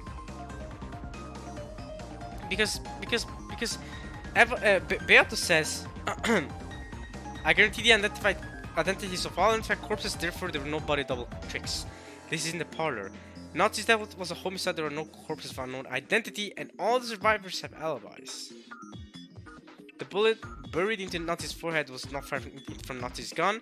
The thing that shot Nazi wasn't a trap, it was a real shooting murder with a gun raised and trigger pulled. And Beatrice popped up in the end. But if there were no corpses of unknown identity, and all the survivors have alibis, then what the frick? And it does confirm that Nazi died here, so we can't do the same thing was with the other log-throughs. We could say, well, with the other deaths, we could say, well, they just faked their death. They weren't actually dead, because Nazi's death was confirmed here, and Battler did see her dead, and the bombs did go off. I don't know how Nazi actually died in episode 1.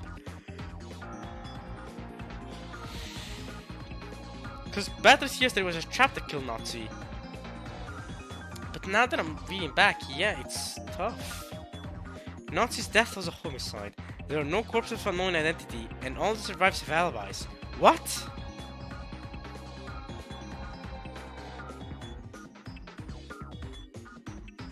The bullet burned into Nazi's forehead was not far from Nazi's gun. What the frick? Lambda completely destroys the Nazi... What? Lambda's thing about that it can be a trap. What is it? What was Nazi killed by? It was a homicide. Who the frick killed Nazi? Because one Battler, George, Jessica, or Maria. It wasn't any of the dead people. And all the survivors have alibis. And it wasn't a trap. So it was someone that was dead that could have set it up to trap earlier. Couldn't have done that now. I guess just like non-just murder, we have to go with a robot. The problem with the robot theory is that yes, we can deny Beato, and you know, we can deny Beato with that theory, but it doesn't explain what actually happened, because I highly doubt a robot was involved in killing Nazi there in episode 1. So I don't know. And the culprit saw. The thing is, Beato showed up in episode 1, and Beatrice saw Beato, or saw someone disguised as Beato, as my theory holds. But if someone's disguised as Beato, then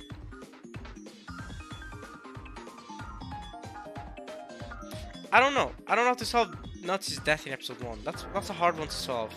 If you guys have any ideas, you can let me know. Don't spoil, of course. But yeah. Then yeah, I don't know. That's actually tough. Could Kid be Gab? I wonder. Who else could Gab be then? Eva? Nah, Eva is Eva Trice. Could it be Nazi? Nazi being Gab. The personalities don't really match up, or they don't need to match up. Look at Ronova and Genji, that doesn't match up. Teleportation powers? Is there any hint to who Gob could be out of the characters? It could be Nazi. Nazi doesn't have any magical character counterparts, so there's that. I don't know.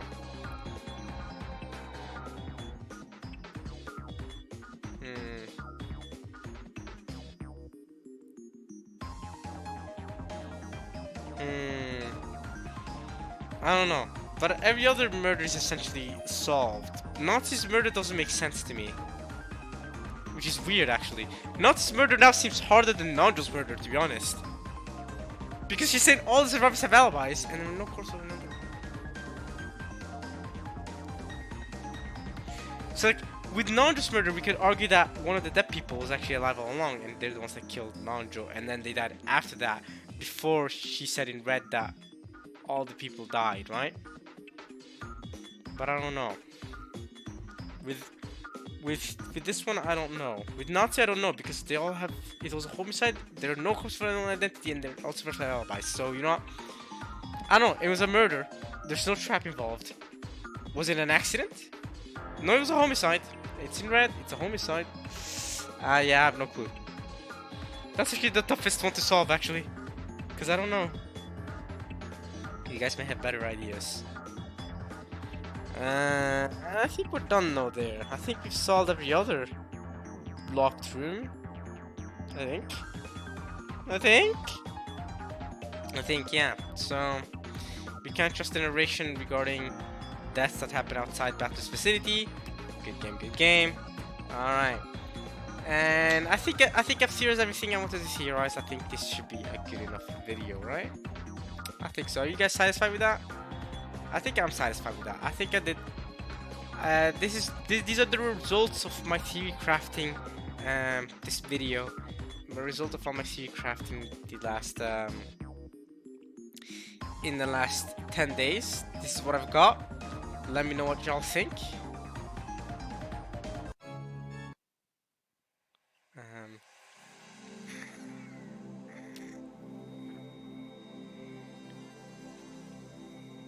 Right.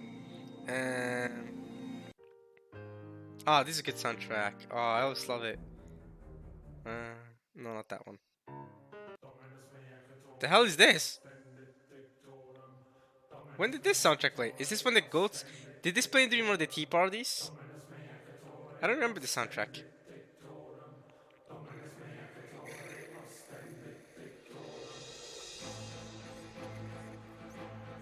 Oh yeah, this is definitely the goat soundtrack. This played when Kanon was fighting the goat, didn't it? I'm pretty sure. That's when I remember it, at least. Kanon was fighting the goat in episode 2. Yeah. Yeah. Yeah, nah, I remember. This was the first time we saw magic being used by, and then we saw the goat having a freaking saber sword. I remember that. System 0. Ooh. Core is still one of my favorite soundtracks as well. Core is a good soundtrack. Ah, damn, this... Dude, Umineko's soundtrack is so good. So good, man. Ah.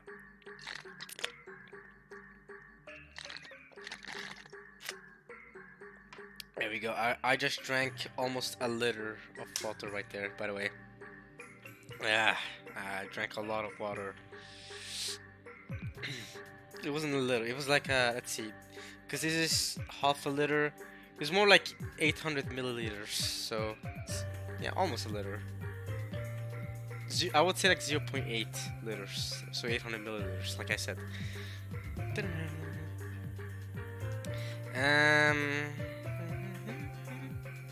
Let's go back to the original soundtrack that was asked of me. That angle, where is it? This code? Oh yeah, I love this one. This is a really good one. This been at the end of episode 4 of the tea party. I think it's at the end, maybe at the end human party, but she goes this code. I like this one. I like the soundtrack. Yeah.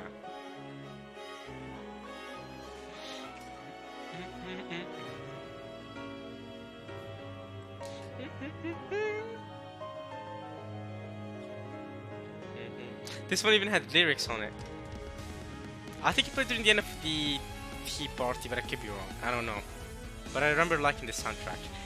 Anyway, I wanna go to the well, this song. It's basically a song. I wanna go back to the oh yeah, I'm definitely getting copyrighted for this, by the way. That's fine. I wanna go back to the soundtrack that let's see. That I was originally recommended to me. That angle. There it is. We'll let this song play a bit longer. But yeah, I hope you guys have enjoyed this theory/discussion video that we've had.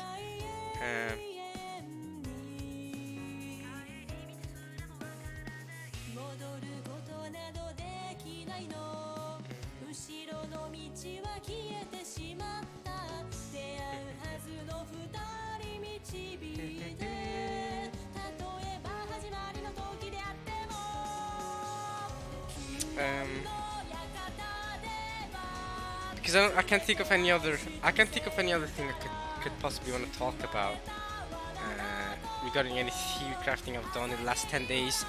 These are the results I've gotten. This song is a banger, so let's let it play a bit longer.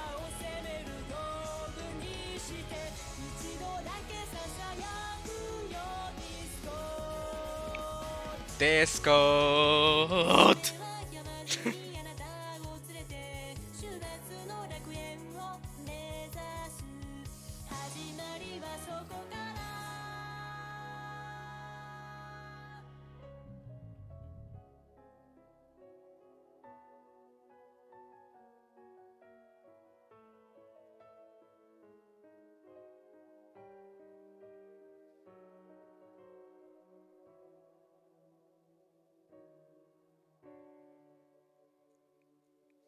Thank you for that. Let's go back to that angle. Alright. Not a bad soundtrack to end it off with. Okay. Right. Let's see. Anything else that comes up to y'all that I can talk about?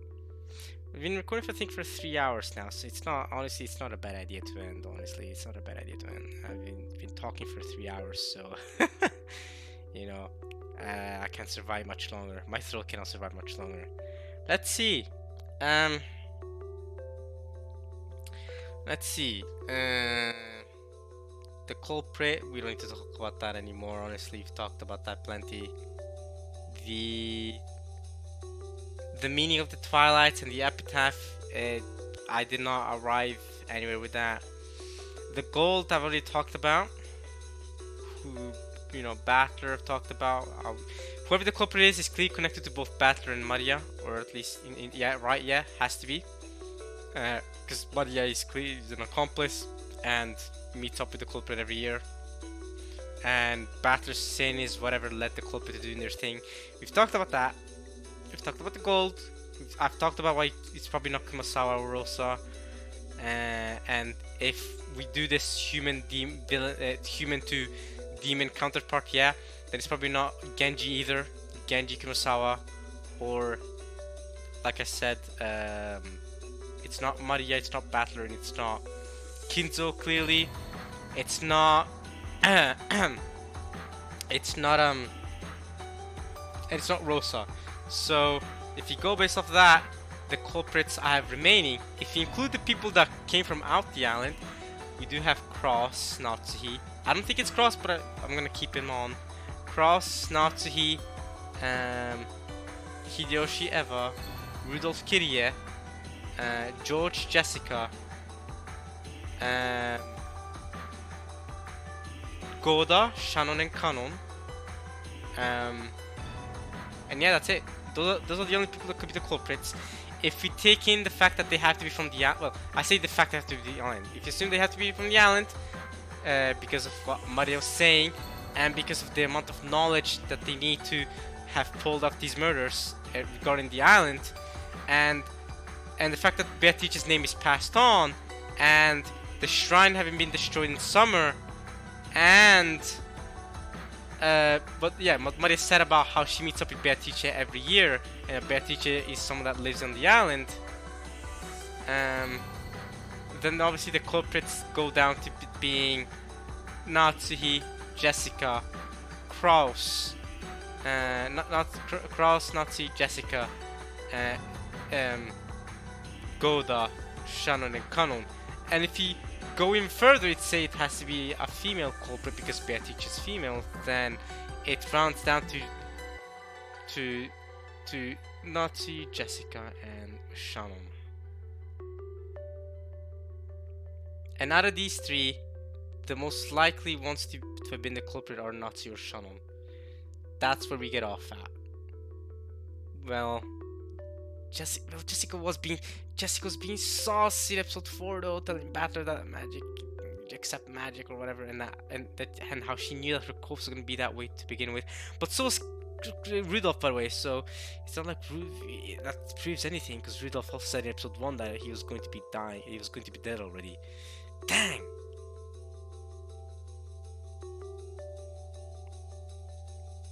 If you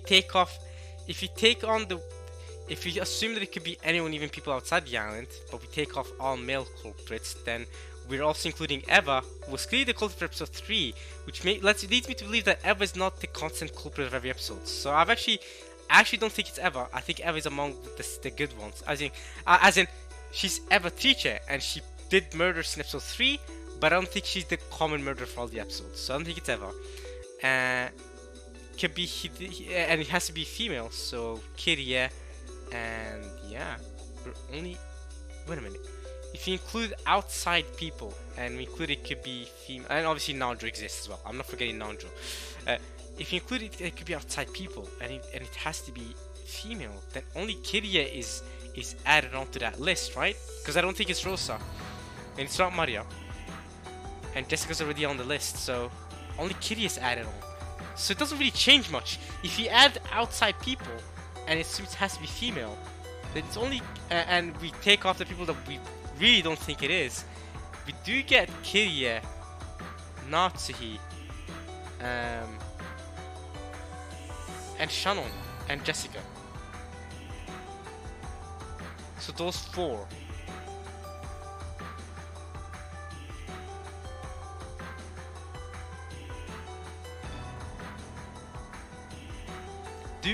Do I say that as the final answer? I have to give you guys a final answer before this video is over. I'm gonna end this video here, and I'm giving you guys that's the final answer. My final answer: the clip is one of those 4, and I doubt it's Jessica. But that's my final answer. The clip is one of those 4. The clip is one of Natsuhi, who's kind of sus. I can see her having. She has the motivation for it compared to the other people on this list. She has the motive for it. So it could be Natsuhi, sus and Natsuhi. It could be Kirie, could be Jessica, but I doubt it could be Shannon.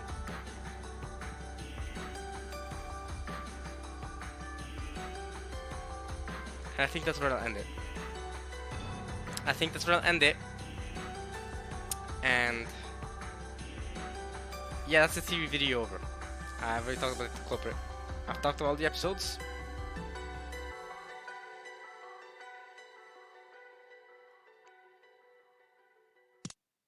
Talked about all the episodes. I've talked about who the culprit could be, even now. So one of those 4. Let's go. I'm gonna go ahead and stick with this culprit female theory. Let's go with that. I'm gonna have female characters. I'm sticking with that. Sticking with those guns. The Legend of the Gold I've talked about. Beatrice, Kenzo. I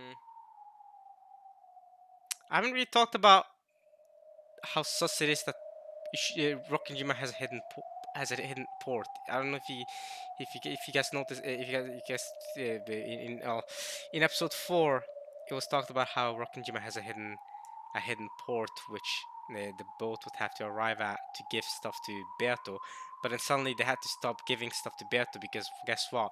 Beato died 19 years ago when she died with Rosa, right? When Rosa killed her, quote unquote. So